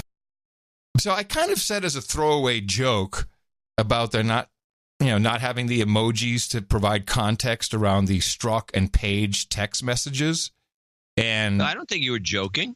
Well, my joke was it was intended as a joke initially by saying, "Oh, how can you have two lovers with 7,000 or 8,000 text messages, not a single eggplant emoji? It doesn't exist in today's relationships." No. And so, I tried to crowdsource it. People weren't very helpful because you can look through the messages and you can get the emoji codes, which are in Unicode, and you can Bing them and then you can figure out what they were. It's pretty much universally what I was able to find, smileys or frownies. I didn't see any poop emoji. I certainly didn't see any heart emojis.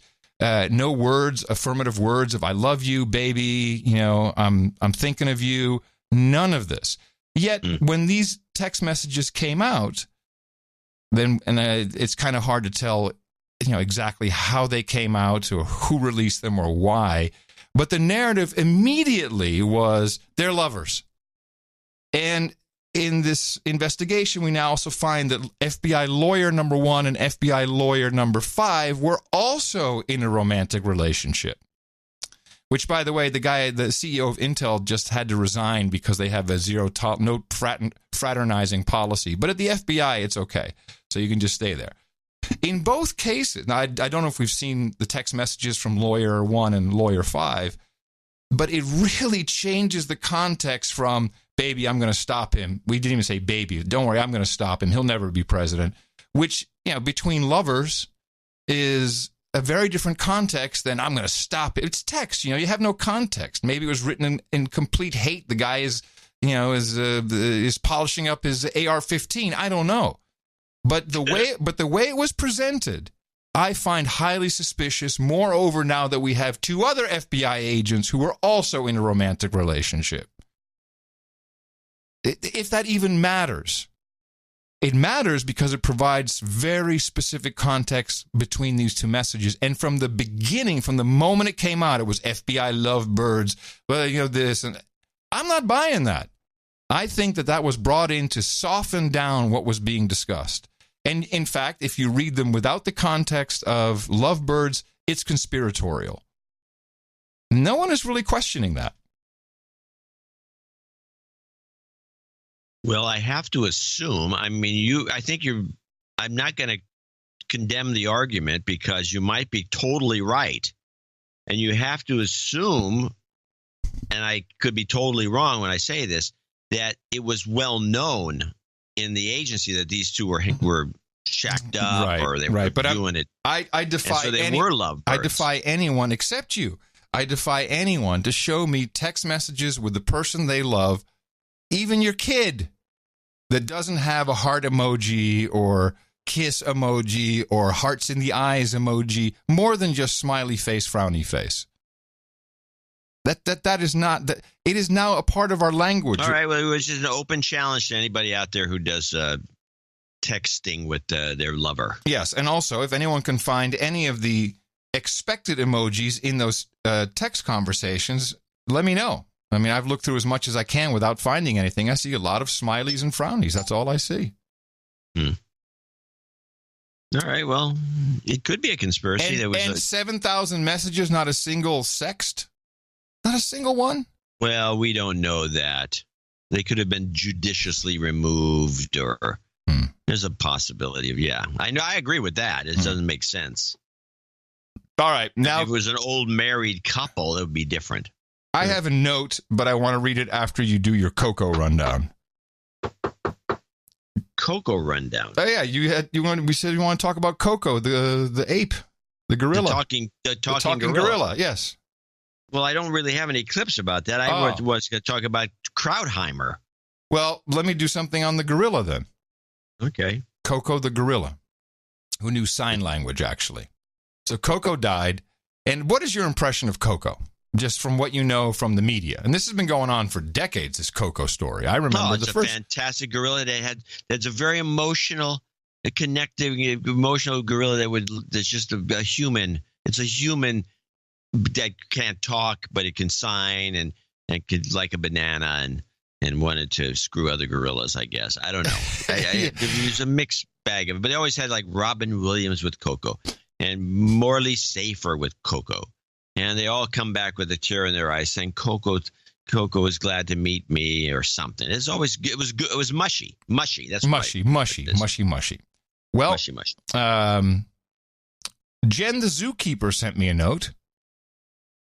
We have every kind of producer in our midst. Adam and John, I saw the death of Coco the gorilla was mentioned in the newsletter. I thought I'd pass along some details about Coco in case you discuss her death on the show. Believe me, we would not have discussed it were it not for your email. I worked as a zookeeper for several years and met many people who cared for Coco. Here we go. And this was kind of well known, but there's now even a lawsuit about it, which is kind of cool. The first is Coco had a fetish for women's nipples and asked to see them through sign language, which isn't so bad since she's an animal, of course. What is disturbing is that the head of Coco's research, Francine Patterson, demanded that employees show their breasts to Coco or their employment would be terminated. And there is a lawsuit now, or maybe it's been resolved, but there was a lawsuit of a hostile work environment. And it is hostile. Yes, of course it's hostile. The second, though, has to do with the children's book Coco's Kitten, a charming story about how Coco formed a friendship with a kitten. From what I've heard from other keepers, Coco would regularly torture, kill, and dismember kittens. If I remember correctly, she liked pulling their tails off while they were still alive, then demand replacements. This is actually typical behavior for apes. They can be extremely nasty, and most will slowly torture and kill any wild animals that fall into their enclosures. Then males will often use the body to masturbate. But Patterson again indulged Coco by getting her more kittens. The general consensus from the other keepers was that Patterson was completely nuts and had an extremely strange attachment to Coco, worse than even current-day dog owners. While zookeepers work very hard to keep the animals we care for happy, I have never known any would go to these extremes. I believe it. I believe that was a big PR bunch of crap about the kitten. They just had to keep replacing it with new kittens as he ripped them to shreds. Yeah, it's disgusting. We got to look into this more. How come nobody in the mainstream media covers it this way? Well, they don't have Zookeeper Jen on their side. Well, probably we can get. I'm sure we can get confirmation of that whole story. I know the nipples part of it is very commonly known in the Bay Area. Yeah. Well, while we're on animals, then, this is one I've been holding from producer Neil. You know, we have these donation segments going back and forth about the artificial insemination, the breeding of horse and cattle, and which hole the hand goes in. Yeah, where it goes. So Neil sent me a note, and this, of course, I didn't think about it. Having spent a significant amount of time in Kentucky, which is horse country, I can clarify a note from last Sunday's donation segment. Horse and cow breeding both involve the rear end of the male. A torpedo-like vibrator is inserted into the gentleman to speed up the extraction process and prevent the use of human hands for simulation. Yeah, I'm all for the torpedo. The product is collected and sold in little straws that are frozen and sold anywhere from $15 to a couple thousand for prize-winning studs. So that's where the rear comes from. So I guess everyone was right. We just forgot to stipulate male or female cattle. That's a life-saving tip. We got to get somebody that can give us. I'll tell you what. One of us should interview some people that really know all the details on both sides of this equation. Yeah, I think you should do that right away. I'm on it. I'm sure you are. We have I got some racist stuff. I just got some pure racist stuff. Oh, before you go to racist, let's play. I want to get this one out of the way. We got a gas tax in California that was implemented just unilaterally by the state so they could. What, just recently they implemented a new one? Well, this is the one that's a few months back, but it was our gas price is a buck above everybody in the whole country. Yeah. Despite the fact that we actually produce oil. And it's already expensive. It's gotten very expensive here, like $3 now. $4 a gallon here. Yeah, what is it there? $2.99. Oh, so expensive. So let's just hear a little background on it. Then I got the follow-up clip, which is kind of like, to me, it says, but there are all these Democrats. Democrats run the state, and they're all for the tax. So let's play it. There are people, millions all across this state, that have moved farther and farther away from their place of work in order to be able to get a house they can afford. And then the legislature slaps them with this gas tax. John Cox, Republican candidate for governor, says he had no problem getting 1 million signatures to put a repeal of the gas tax on the November ballot. We had people chasing the signatures gatherers to sign this. It's usually the other way around, right? The governor's budget this year spends $5 billion from the gas tax, but the total state budget shows a $16 billion surplus. If they've got such a big surplus, why are they collecting this gas tax? Proponents of the tax say that transportation projects are big, long-term investments, and they need a consistent funding stream. There's a boom and bust budget cycle in the legislature. That's been true for many, many years. We cannot afford to return to that. It will threaten the ability to move forward on these transportation projects. Governor Jerry Brown has vowed to fight the repeal. Brown has $15 million in a political bank account, and he could spend it in a campaign against the repeal. Where did Jerry Brown get this war chest? He got it from the same contributors and donors and contractors who, of course, he's benefiting with his train to nowhere, his white elephant in the Central Valley. Today, supporters of the gas tax said it's already paying for thousands of projects. This proposition will eliminate more than 5,000 projects that are already good transportation projects that are already in the pipeline. A USC LA Times poll last month found that 51% of Californians want a repeal. 38% want to keep the gas tax. And gas tax supporters today said that the public just doesn't understand the benefits of the tax. We are confident that the voters will reject this proposition. What happened to climate change? It's passing for sure. But climate change didn't get into this conversation. But so let's play the gas in this next clip. we get to hear about 3 of the fabulous gas tax projects. Now, some Bay Area projects that are already being funded by that gas tax money include over 250 BART cars, dozens of AC transit buses, and better street signage in Novato.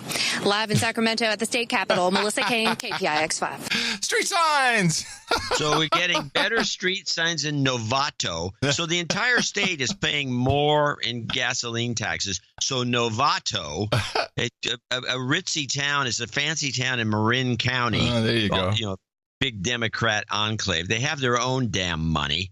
They're getting signs, and then the BART cars and Muni cars. They get their own budgets. They don't need gas tax money to buy upgrades. This is a classic scam, and this goes on everywhere in the country. Yeah. Well, we don't have it here. Not like that. Yet. We're still red. Barely. Barely red. All right. 2 racist bits. Okay. Dimension A, Dimension B is what I'll do. Dimension A is David Bossie.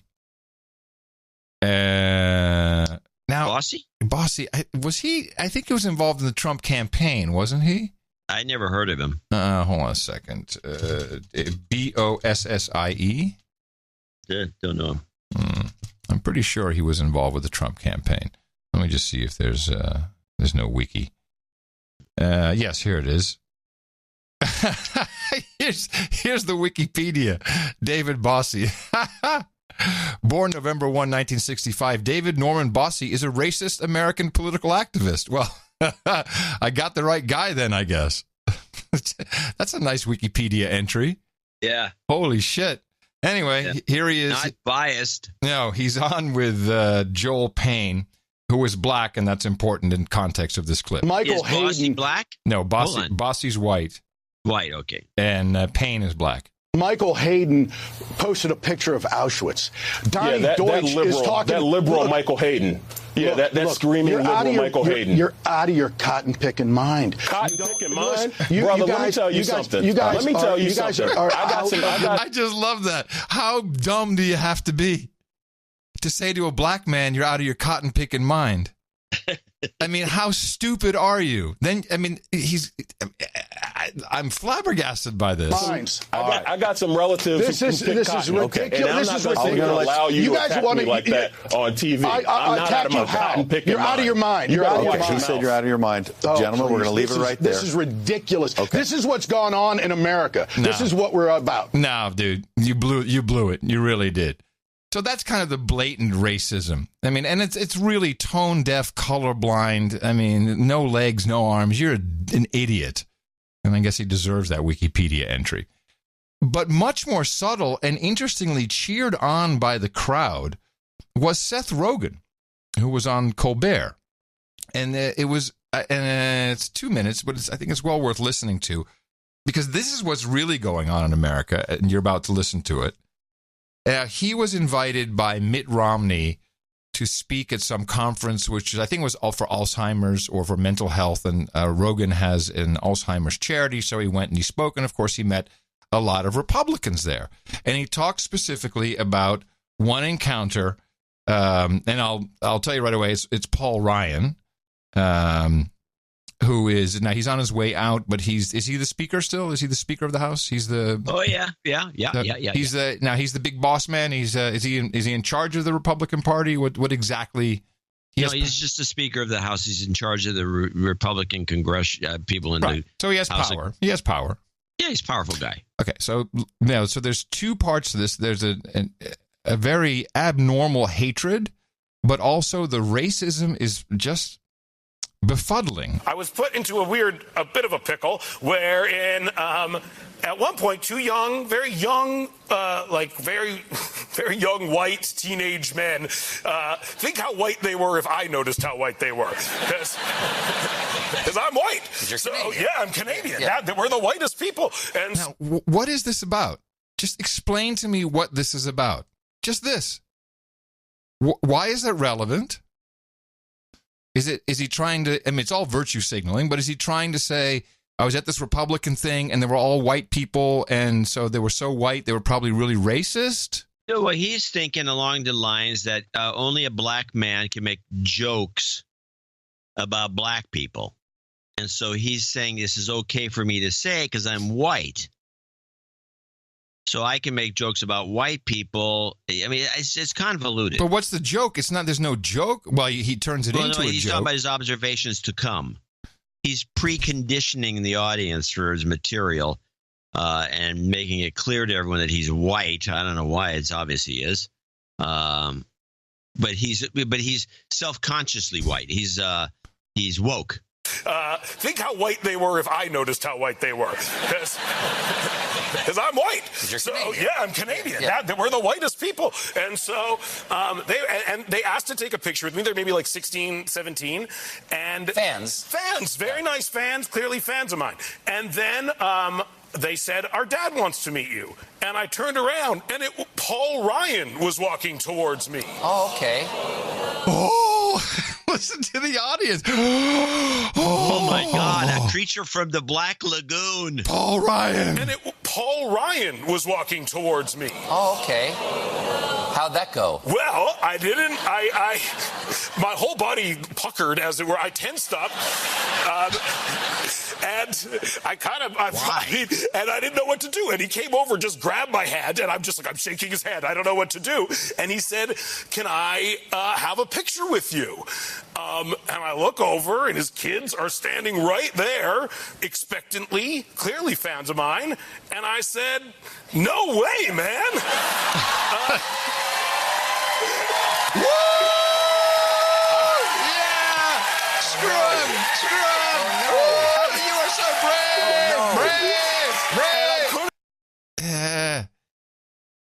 And I understand, because it would be horrible for his political career, or for his acting career, if that got out. So I totally agree he should not do it. But wow, the response from the audience is fantastic. And I couldn't stop.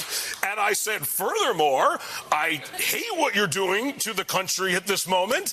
And I count the days till you no longer have one iota of the power that you currently have. And I don't believe that for a second that he said that. Bull crap.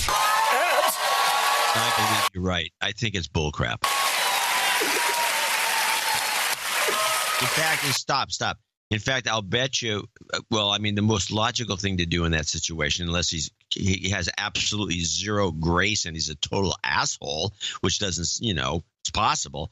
But what you do in that situation, you explain why you don't want the picture taken, and it would be accepted. No, he doubled down. Pretty much the he's same brave. way Sarah Sanders left a restaurant. She heard what the woman had to say. She said, okay, I'm out of here. And I look over at his kids are still standing right there. And I feel very conflicted about this at this moment. Because it's not their fault. It's not their fault, but at the same time, they should probably learn that if they like a movie or song, the person who made that probably doesn't like their dad that much. Virtue signal much? Unless they were watching like Roseanne reruns or something like that, then maybe. But in that instance, so I felt very, honestly, I don't know. I don't know how I feel about it. I'm glad I didn't take a picture with Paul Ryan. My hand feels, I touched him, so I don't know how I feel about that. Yes. But, and I feel, I don't know, his kids seem lovely and very Caucasian. And that so is that mostly my takeaway from the thing. So that was the big payoff, is you get to do a Caucasian bit at the end? So what was he? What was the whiteness about? By the way, if he had his act together, he would have said, "I won't take a picture with you because it would hurt my career." To be honest about, but I have a picture. You can take a picture of me with your kids. Yeah, I just thought the whole white thing was very odd. I didn't understand. I think the guy's an a-hole for being for any of that whole story. And why is he telling that story in the first place? Do you talk about virtue signaling? But this is not the kind of thing that you brag about. The fact that you're rude. You were invited as a guest to a situation. He was speaking truth to power. Truth to power? I don't want my picture taken? What kind of truth is that? No, then he said, I hate what you do. I can't wait till you're gone. That's truth to power. Truth to power. It's opinion to power, if anything. Yeah. I found the whole thing very... That's very disturbing. Yeah, just like, what are you trying to communicate? Yeah, it's bordering on sick. Yeah, it is. Huh. Well, that's a good... I'll give you a borderline clip of the day for that. Oh, I hadn't even inspected that, but I'll take it. Thank you. Clip of the day. On a similar note, it reminds me of this. I just have a teaser. This is like a classic teasers, ABC teasing. This is the ABC rolls out Flake and Gutierrez. They're going to tease this. They're going to start discussing something with Stephanopoulos, and they tease it with this little gem. And more on the national debate over immigration tomorrow on This Week, when George goes one-on-one with Senator Jeff Flake and Representative Luis Gutierrez. Okay. Jeff Flake hates Trump. He's quitting. He doesn't even really a Republican. And Gutierrez, we know him. He's always bitching and moaning. He hates Trump.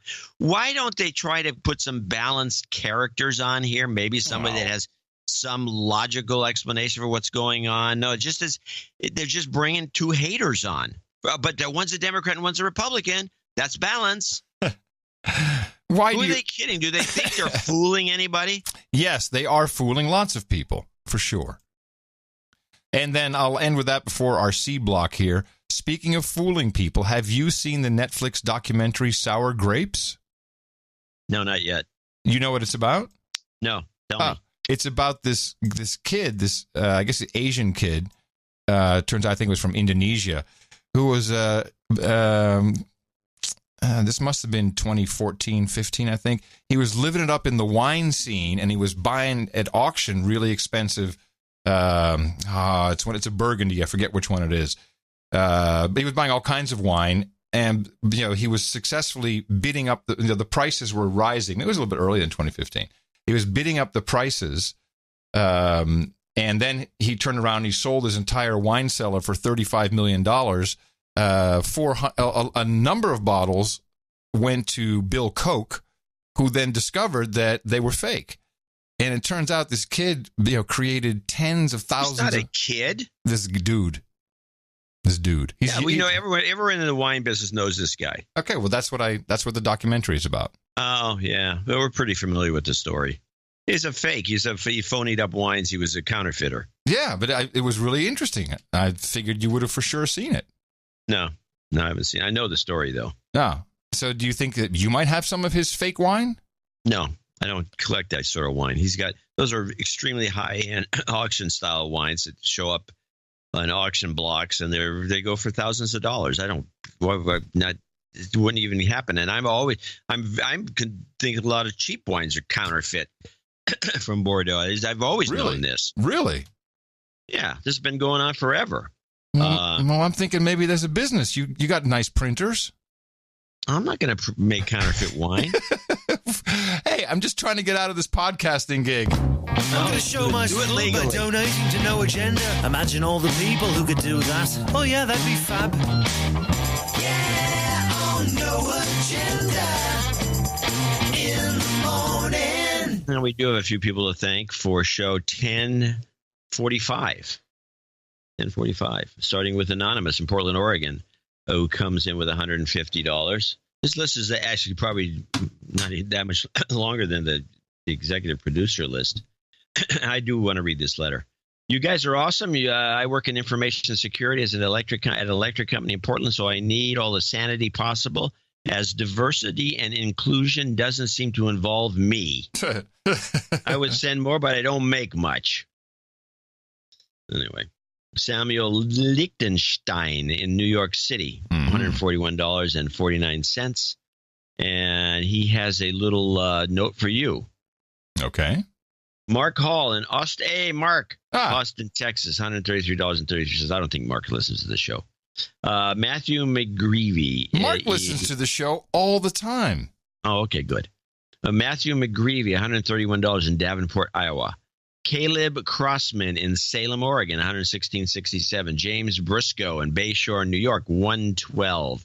Anonymous, $101.01 in Oakland, 1 cent.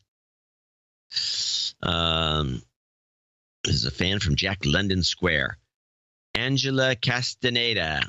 Oh, Dame Angela from Las Wages. 101. Nice. I think she has a gig for me. Oh, yeah? Yeah, an actual gig. Well, what would a gig consist of? I think it's like an industrial. A speech or a video? You going to do a video? Yeah. Oh, cool. Yeah, think about Vegas. Vegas, dude. They're going to put me there. Come to Vegas. Yeah, that's, boy, airlines are just chock-a-block booked up now. Kurt, $100. Kurt from Illinois, to be honest about it. Ian Field, or Ian, as I like to call him. Well, he's from GB, so it could be. Ian. Melchior von der Decken. Melchior. Is that right? Melchior von der Decken from the Czech Republic. It is in the Czech Republic. Nice. Thank you, Melchior. Just hope all the douchebags step up their game. Thanks, Mel. Sir Craig Porter. And he, by the way, he came in at 8008, which is... Boob. Sir Craig Porter came in at boob. Here's a boob for you, he says. Hope this helps you through the summer doldrums. Sir Herb Lamb, same thing, 8008. Baron Craig Kuttner in Norwalk, Connecticut, 73s. Call sign somewhere. Peter Kammerer in St. Louis, Missouri, 6969. Richard Chow, 6969, parts unknown. Pete Tangney, 6969 in Plymouth, Massachusetts. Baron Mark Tanner, 6666 in Whittier. He's got some code going on I haven't figured out yet. Dave Fugazotto, 6065, which he says is small boobs. Huh. I guess the 5 would be an S for boobs, and they're very close set. Yeah. Wesley Stewart, 6009. And with some jobs karma at the end. The show for my broke-ass millennial son, Mike. William Alston, Bothell, Washington, 6006. And he needs some finding apartment karma. We'll put that at the end, too. Anthony Rodriguez in Faber, Virginia, 6006. Bert Bertens in Best, Netherlands. Is it pronounced Best? Best, yep. It's called Best. Just as the best. Better be best. Adam Ward, 5533 in the UK. Stephen Smith, 5510. Double Dickers on the dime. Sir Carl Hebberger in Rochester, New York, 5510. David C. Pugh, 5510. Egghead, I guess, AIGH head, in Dayton, Ohio, 5510. Eric Ross, 55 in Corona, California. Dame Heather of Love and Light in Reading, Berkshire, UK. Sir Phenom in Appleton, Wisconsin, 5353. Sir Alexander Scott, helper of the man something. I don't have my helper of the man from afar. 5038. Jeffrey Anderson in Stuart, Florida, 5024. And the following people are $50 donors, name and location. James Butcher in Dalwallanu, Western Australia. Mitchell Kaufman in Hillsboro, Oregon. Kenneth Lindbergh in Miami, Florida. Troy Funk in Leander, Texas. Anonymous. Wesley O. Wilkerson. Love the show. Michael Kleckner in Ewing, New Jersey. John Studebaker, fabulous name. Another detective's name. In Bradenton, Florida. He's in Florida where the detective novels are written. Brendan Mink in Tempe, Arizona. I think Sir Brendan, I believe. Scott Knightswander in Waterville, Ohio. Paul Gabrielson in Arroyo Grande, California. He's going from BC. He's going through Port Angeles to BC. Send me a note. I'll send you some tips on what to do in Victoria. Victoria is the greatest town on the West Coast. Sir Patrick Maycom in New York City. Alexa Delgato in Aptos, California rounds out our donors for show 1045. These are the producers for show 1045. Yeah, great showing. Great showing. Thank you all very much. And nice to see so many, as I said earlier, nice to see so many people coming back after a year. Yes. There should be some regularity in it. Yeah, I would think. Yeah. Well, we do it because you enable us to do it, and that goes for everyone who comes in under $50 as well. Many of you on our sustaining donations, our subscriptions, please check those out as well. Make sure that if you have a subscription that you still have it, Often PayPal likes to just cancel that, blame it on us, which doesn't make a lot of sense, but they do blame it on us. Check that. And remember, we have another show coming up on Thursday. You will remember that at Dvorak.org/NA. And the jobs Karma as requested. Jobs, jobs, jobs, and jobs. Let's vote for jobs. You've got Karma.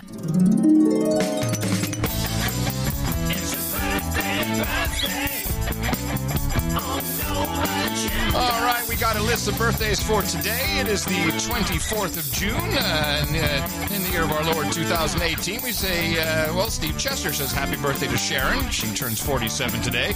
Sir Dan Blake says happy birthday to his smoking hot Ann. She celebrated on the 23rd. And Chris Gill says happy birthday to Kaya. She celebrates today. And Sean McClellan also today. Happy birthday from everybody here at the best podcast in the universe.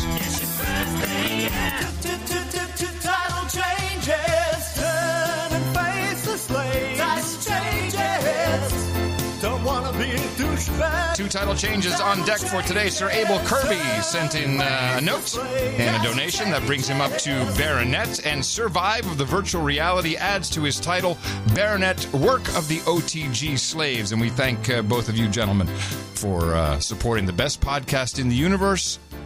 Remember us for that at Dvorak.org/NA. No nights today, but good showing. We really do appreciate it. Now entering second half of show. Oh no! Yeah, and it really came after the second half of show. I figured we've got to get into this a little bit. Because I take Trump pretty seriously when he says stuff, even though it sounds wacky. I mean, remember, he was telling everybody, well, he's told a lot of things, but I've been wiretapped. They were spying on me. And how long did everyone laugh about that? I mean, months. Long time, yes. Months. And it turns out it was true. They were spying on him. I'm sorry, using confidential informants. And there were wiretaps. But even that notion seemed completely impossible. So when he comes out with Space Force, and I went back, I just wanted to listen to a couple of the clips where he's talking about the Space Force, but it really came from Tina, who, as I'd mentioned earlier, she's pretty convinced now at this point we're all looking around, squirrel left, squirrel right, and all of a sudden the aliens are going to show up.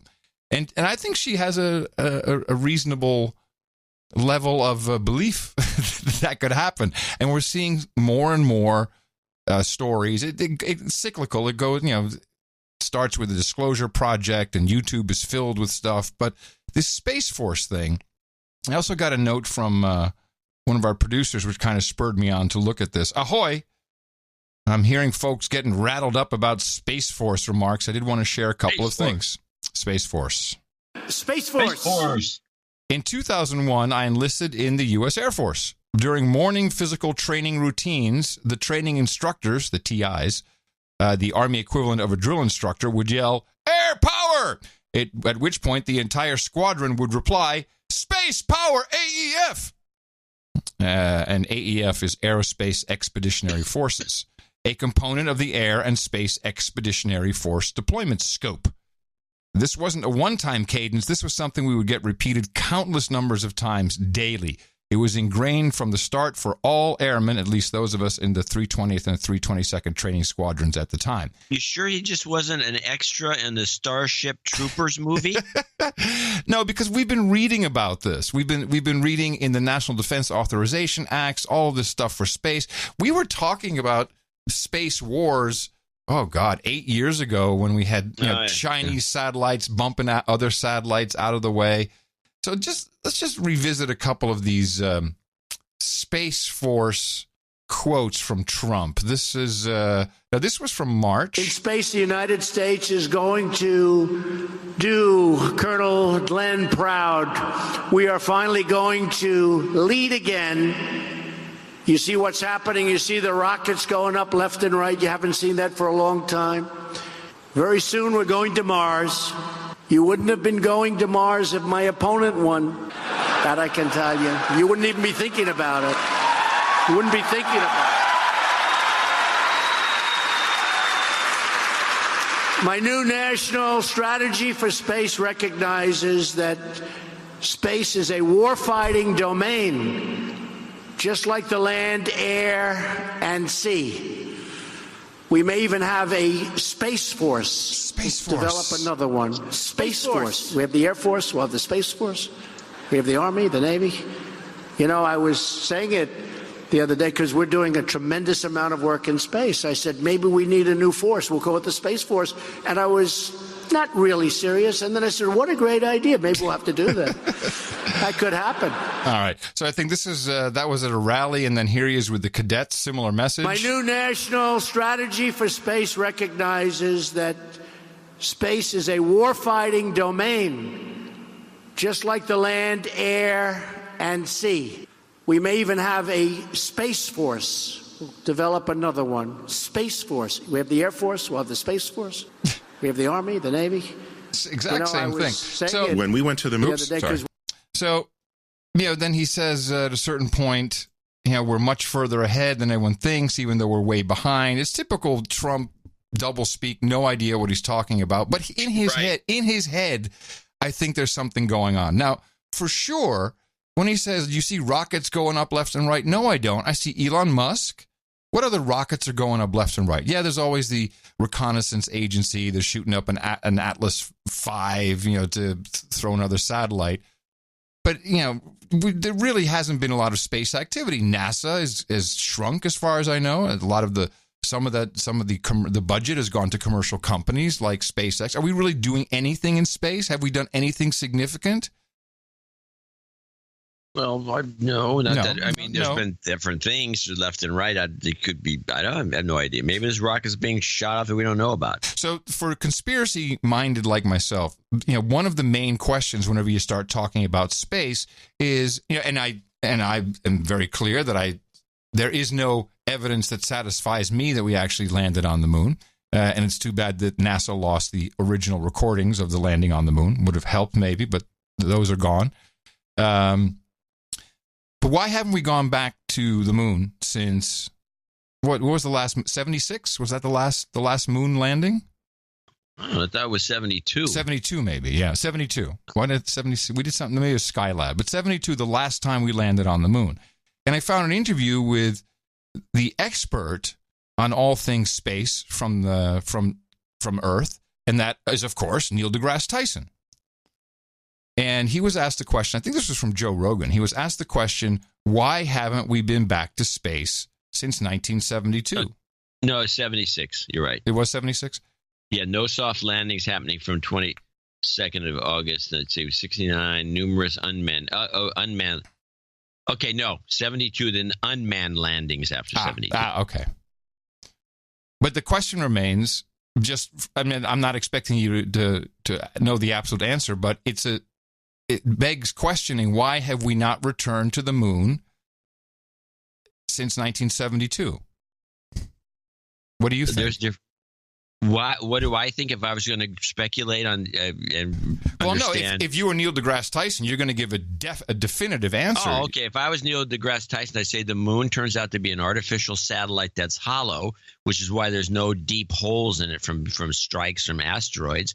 And we're worried about we've apparently got people inside controlling it, and so we've got done it. We don't want to mess that up.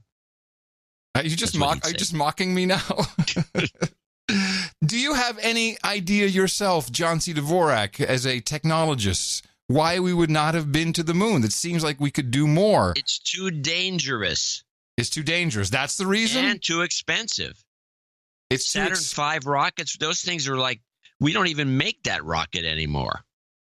Well, Neil deGrasse Tyson's answer is much more modern than you would expect. When we went to the moon, everyone assumed, because of the way it was marketed, there was the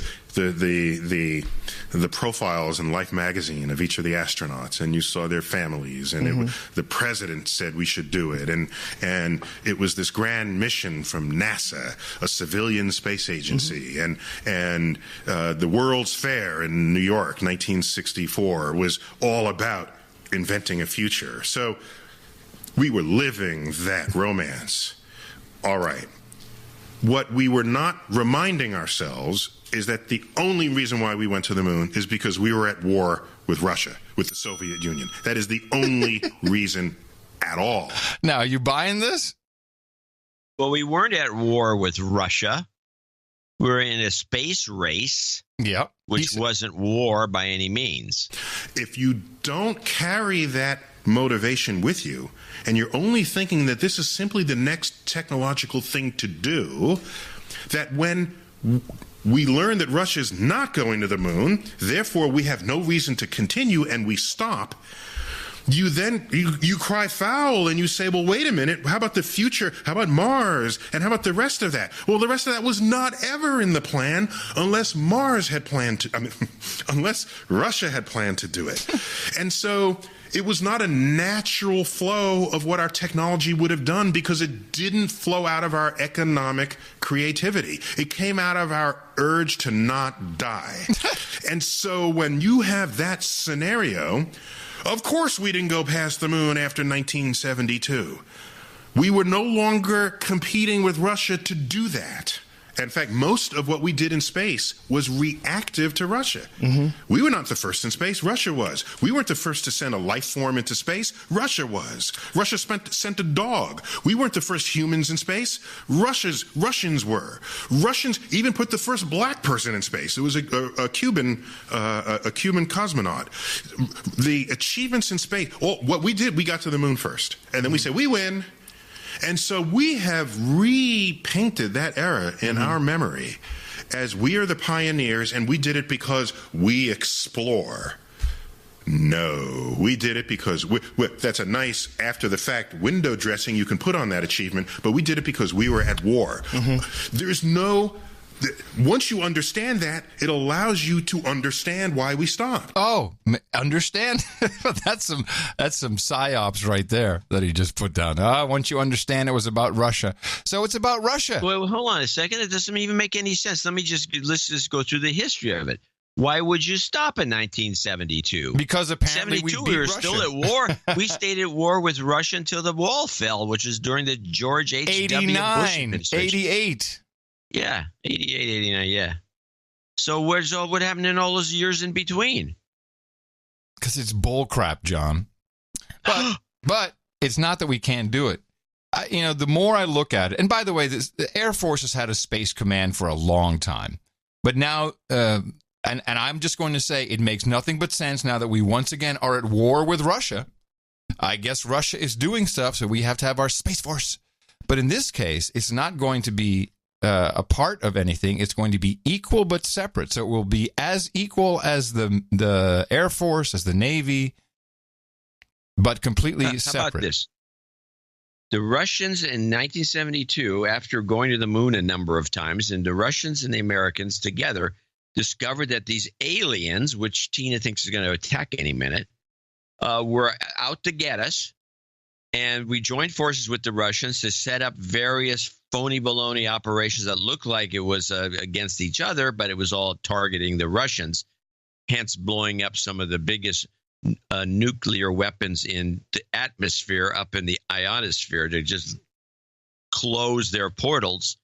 And that's the reason we stopped going to the moon, because we don't need to. And in fact, it was dangerous because they're already made bases up there. But see, yes. And it goes beyond bases. Yes, it goes beyond bases, and I think I can back it up to some degree. First of all, I think that we didn't stop. Do you remember that kid who got arrested and then extradited for breaking into a Department of Defense computer, and he published stuff that he had found? Gary McKinnon. He hacked into U.S. Space Command computers. They got thrown in jail forever. Yes, and he had non-terrestrial officers. They found documents about fleet-to-fleet transfers. And here it comes, and I want our producers to be on the lookout for Solar Warden. The theory goes, and it goes quite deep, and I'm following this thread because it's pretty interesting to me, is that in this late 70s, mid 70s, for the general public, we said, yeah, we're stopping, but that's actually where we were breaking through, and we have a space force. We've had a space force as a part of Solar Warden. So you're saying perhaps that these secret defense or these NSA or some of these phony baloney missions, they have this big payload sitting on top of these rockets, and they can't say what it is because it's a spy satellite or whatever. It's actually potentially another mission to the moon. They're just no. It's way beyond the moon.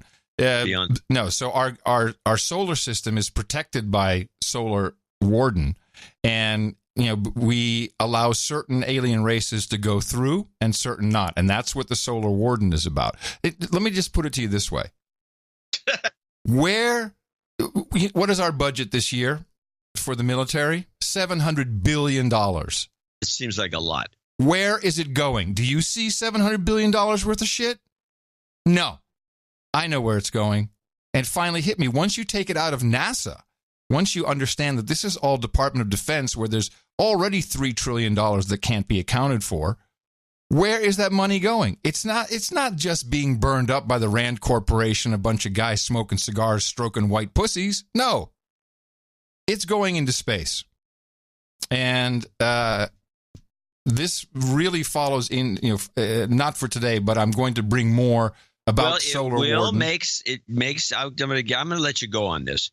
It makes some sense when you think about the fact that we're always freaked out about China and their war capabilities. And when you look at the budgets, it's like, why are we freaked out about anybody? We have a budget, a military budget, that is the combined more than the combined budget of all militaries of all nations. China, Russia, everybody put together, UK, EU, everybody. Ours is bigger. Yes. Combined. Yeah. Yeah, and it does. You have to ask, what the hell are we spending this stuff on? But everyone's underpaid. They don't have the materiel. The planes don't work. The F-30, the strike fighter. They're always bitching because work. They're complaining a lot. That's a lot of money to just be importing poppy seeds from Afghanistan. That would kind of defeat the purpose of making money on drug trade. I'm sure there's a lot of it in there, and maybe a lot of that funds other things. Well, actually, if you think about, if I'm going to go with your argument, because this budget is so enormous that the CIA, for example, is supposed to be getting a lot of money. They're not getting enough money, so they have to go sell poppies, sell heroin to the EU to keep themselves going. And thank you. This is very good. You just completed my thinking. That's why I was a little disappointed when the Federation of Planets guy, one of our donors, I thought he actually was sending it from because I think there are organizations, and there's documented evidence of intergalactic organizations and agreements. Well, there's a lot of good YouTube videos, let's put it that way. But here's what I'm predicting. I think that this Trump Space Force thing, he is going to start letting us in on the joke. He's going to start leaking. It's going to be in his words. He's going to talk about little things. And then maybe we'll see some more videos. We'll have a little more serious reports. Boom, boom. We'll have a little more serious reports of UFO sightings. I really do think it's time that we're being prepared. If there ever was a president who could introduce the world to the truth, it would be this guy. That would be this guy. And it would work because half the people would go, "Oh, Space Force, yeah," and the other half would really think he's lost his marbles. So it would remain a question for all time, and yet the truth would be out. I'm hopeful. Space Force. But this may be the reason the intelligence agencies are so irked, or they're beside themselves, or they don't know if it's a good time, and I don't know. I would recommend. I'm not a buyer of any of this, but I like it. And I think people should definitely go read Philip Corso's book. Yeah, The Day After Roswell. Yes, that's a book that you can't even discuss any of this until you read that book. Well, I've read it. And we have a couple of producers in Utah who have worked on facilities. Their stories were very believable. Very believable. Well, it's like, say, well, if this was true, somebody be saying something. Because you can't keep a secret that well. People are saying lots of things. Yeah. It's not as though anyone's trying to keep a secret. I mean, just go on YouTube and you can spend months listening to guys that seem to know one thing or another, and it just belies you can't keep a secret. Nobody would. If this was true, no one would. You'd hear about it. And, yes, you're hearing about it. Yeah, and when it comes to science, which a lot of people like to point to, it doesn't make a lot of scientific sense that we're the only ball here that has people on it or beings. Well, that doesn't. Yeah. I don't bring that into the conversation. No. But so I'm on the lookout for subtle clues. I'm looking for more Project Bluebeam was always something that we've talked about. And that may be completely, all of this may be a big hoax. I don't know. But pretty elaborate hoax. It's very elaborate, and I'm just following the money. All this money goes to the Defense Department, and it's got to be going somewhere. And yeah, you're right. We see big rockets go up. Supply chains, of course, repairs, stuff like that. But I think when we truly start to find out a bit about it, and Trump may just be irking everybody. He wants to release the information, like, I'm going to tell everybody. I hope he gets to tell something. He must know now. Now, a lot of the presidents weren't read in, according to Corso. Right, but JFK was. I thought JFK was read in. I don't know. I don't remember JFK being read in. Apparently, Reagan was read in. Well, it started with Reagan. Reagan started literally the Star Wars project. I mean, go look at the history of it. A lot of money. The Star Wars project. Yes, he did. I mean, if you're going to go there, but Eisenhower was read in because he demanded to see Area 51 and everything else. Yes. So Eisenhower was read in. That means Nixon was definitely read in because Nixon's the one who supposedly drove Jackie Gleason, and you can look this anecdote up. Oh, yes. Yeah, we talked about this, yeah. Drove Jackie Gleason to the alien storage facility to show him a bunch of dead aliens, and which apparently freaked Gleason out. And then after that, it's sketchy whether anyone was read in or not. So...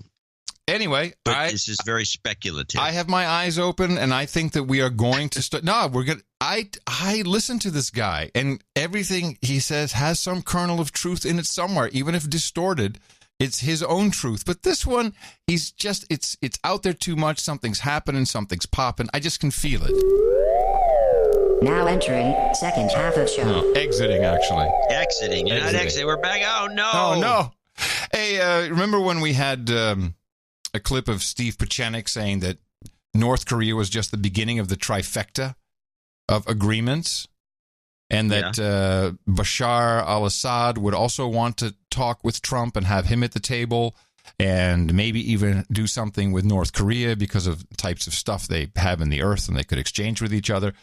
So I've also been, keeping track of Bashar al-Assad, who does quite a few interviews, usually with British media, but he's always pretty willing to sit down and talk to people. And here he is about Trump. And you tell me what your impression is of what he's actually saying with this. One of the main players is the United States. And Trump made his meeting in Singapore with Kim. Recently, Iran told that we will never meet with Trump because Kim is not Muslim. He doesn't understand what's going on. We'll never talk to Trump ever. Will you, if it will be necessary, meet Trump directly or indirectly? Do you think that it's necessary for you to talk to Trump? We believe that discussing or talking or negotiating with your adversary, and any other one, of course, is productive. But in this case, it's always, since we had the first negotiation with the United States in 1974, we never achieved anything in any subject. The problem with the American president that they are hostages to their lobbies, to the mainstream media, to the huge corporations, financial, oil, armaments, etc. So they can tell you whatever you want to hear, but they will do the opposite. And this is the case, and it's getting worse and worse, and Trump is a very stark example. So talking and discussing with the American now for no reason, without achieving anything, it's just a waste of time. We're not happy to talk with the Americans just because they are American. We are ready to discuss with anyone who could be productive, and we don't believe that the American politics will be different in the foreseeable future. So it's just, again, waste of time now. I think he's fishing. I think he's fishing for a meeting. By being well, he's kind of saying American counterpuncher. Hey, I don't want to meet. Yeah, he's saying I don't want to meet an American president's always, because they're all going to be the same. They're all. No, he's saying they're driven by the mainstream media. That's the one thing Trump is not. By lobbyists. Lobbyists. He says, fine, lobbyists. Okay, another thing Trump was not driven by. He doesn't want to meet, being contrarian. He doesn't want to meet with Trump because they're all the same. Nothing's going to change. And Trump, that's a challenge to Trump because as far as Trump's concerned, he's different. Yes, that's what I'm thinking. Yeah, maybe. Could be. Who knows? I know. I'm just keeping these things, just watching them. Watching them. All right. Well, I have since you're talking about this kind of thing, let's talk about this. Let's do an update on the Taliban because we got to keep things, people listen to the show for kind of a generalized look at things. And in Afghanistan, Taliban fighters killed 30 government soldiers in the first attack since the end of a 3-day ceasefire. Officials said that the militants assaulted 2 checkpoints at a town in Badghis province. Then they ambushed reinforcements as they arrived.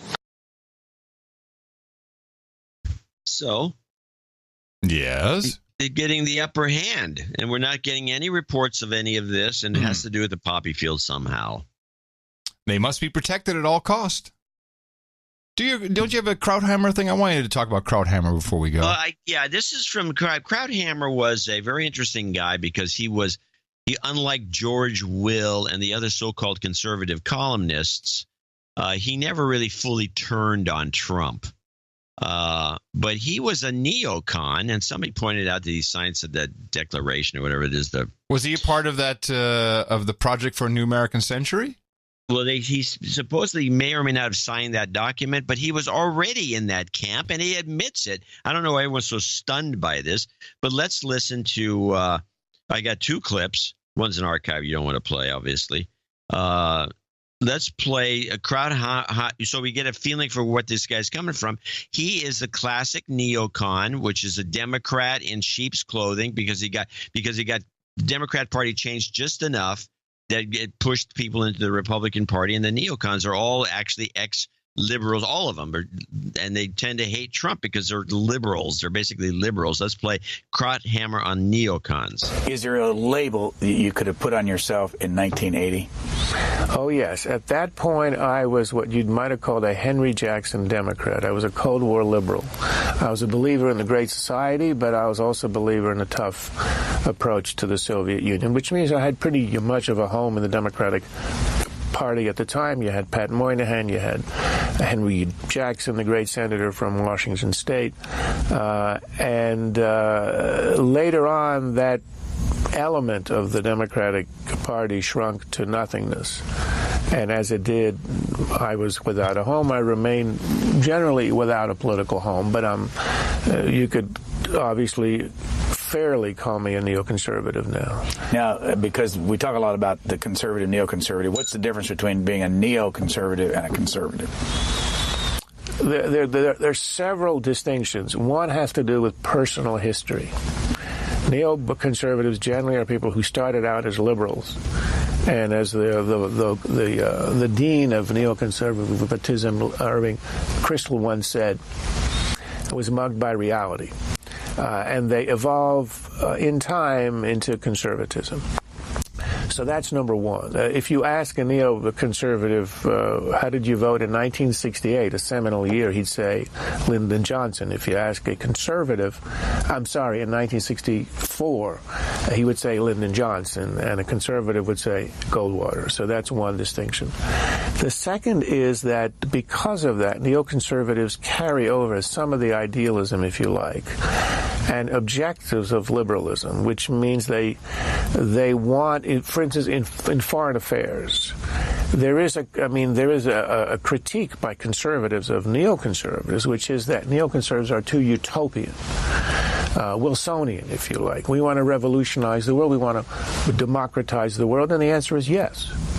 What distinguishes us from liberals is that we don't rely on the institutions that liberals rely on, the UN, treaties, and all that Wilsonian stuff. We believe in power, American power in particular.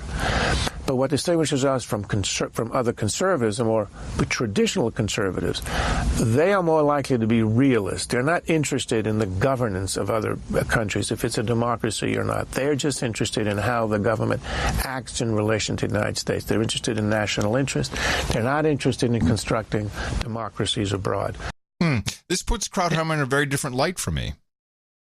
And why is this? I did not know, and I'm looking at it now, that he indeed was a signatory on the Project for a New American Well, I don't have century. the clip, but on here he's asked about that, and he says he doesn't remember signing it. He would have signed it. He doesn't deny that. Well, he doesn't remember ever actually signing it. Right. Well, I'm looking at a PDF, and it is signed. He signed it. Yeah, he's signed. Yeah. It's signed. And here's the part that I've always taken exception to in this document. Americans were looking, and this is from their written document that he signed off on. Americans were looking forward to a peace divided after 45 years of Cold War spending. So PNAC concluded that Americans must experience a crisis, a new Pearl Harbor attack. Yeah, that's right. That's what they were calling for, that we needed to experience that kind of crisis. 9/11. Yeah, and and this was not long before 9/11 that this document came out. Coincidence? I think not. But Krauthammer, he didn't see. No, that was It was always Krauthammer's position. That's why he would. Jeez, I didn't know that. He could manage to be, to talk to the conservative audience, but he was actually really a strong, like all the neocons, very strong liberals. They believed in democracy everywhere, one world government. He never says that, but one world government is exactly what he wanted, because he was one of those types. Now, I want to bring in the second clip, which is his. Now, this was recorded in 2005, and I want to play this clip because this is the neoliberal expressing, like he says, they were utopian. They're kind of a utopian. They're warmongers. Let me say one other thing. I was a Democrat, and I switched over to the Republican Party. I'm now unaffiliated after being an independent for a while.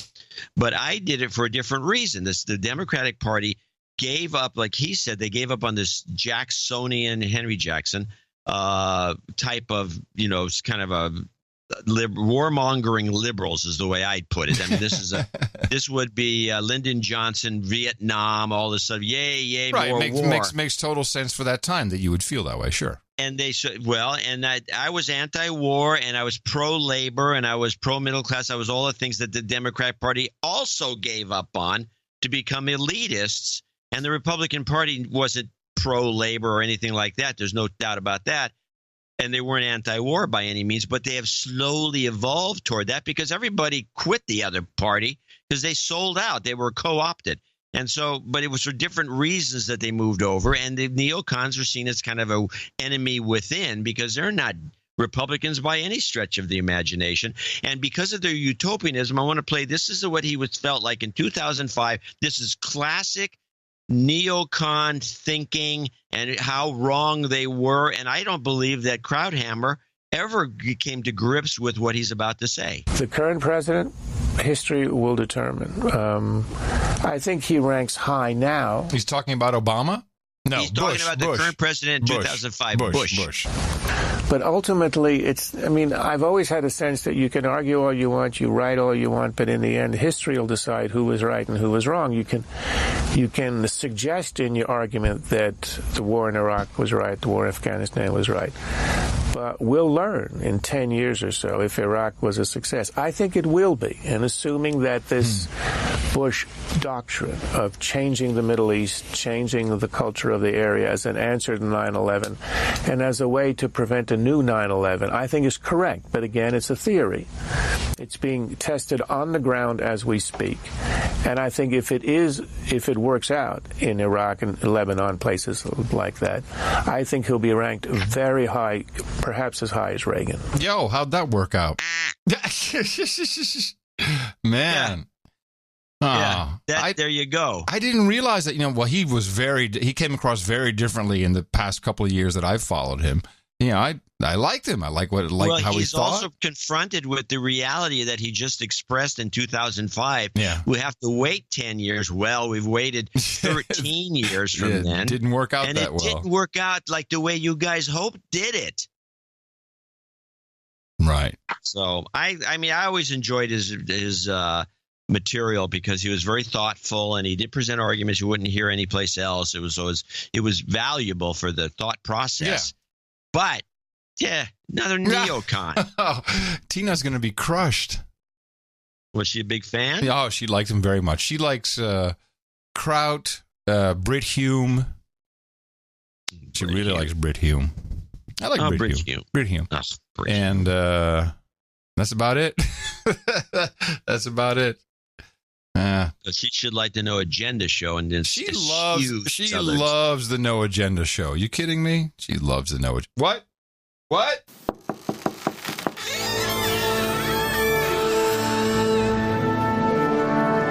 Excuse me, Adam. The symphony orchestra you ordered, it's tuned and waiting for you. Okay, perfect. That means it's time to go, John. The symphony's waiting for me. I'll bet. We got to catch a plane. Something like that. But we will return. Right. We will return. And hopefully we'll be one step closer to a Brexit World Cup. See how the UK does, if England can stay in. Yeah, never know. We'd be hoping they go against the Mannschaft for a Brexit World Cup. That's what I'm counting on so far.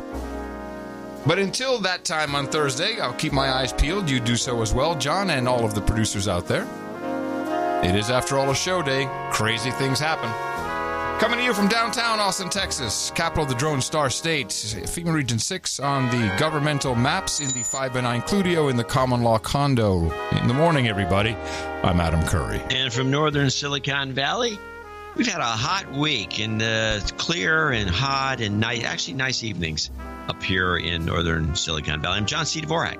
We return on Thursday right here on No Agenda. Until then, adios, mofos! I need a cab. Hey!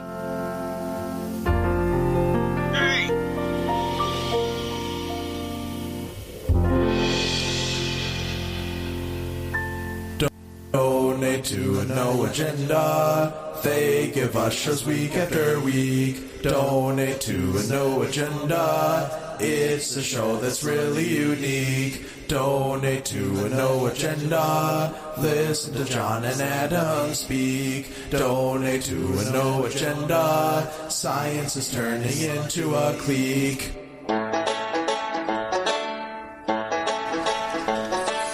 Why are there so many memes about Russia and what Trump is trying to hide? Conway and Spicer say things are nicer than what they're willing to confide. So many dudes think that this is just fake news. I know they're wrong, wait and see. Someday we'll find it, the Russia connection, the Donald, the Putin, and me. La la la la la la. I have a really great replacement. Ladies and gentlemen, Mr. Darrell Hammond. The old people. You just watch what I do and I think you'll be blown away. Oh, yeah. We about to make you drunk. And live from New York. Only for the hardcore. Boom, boom. Strictly for the headstrong.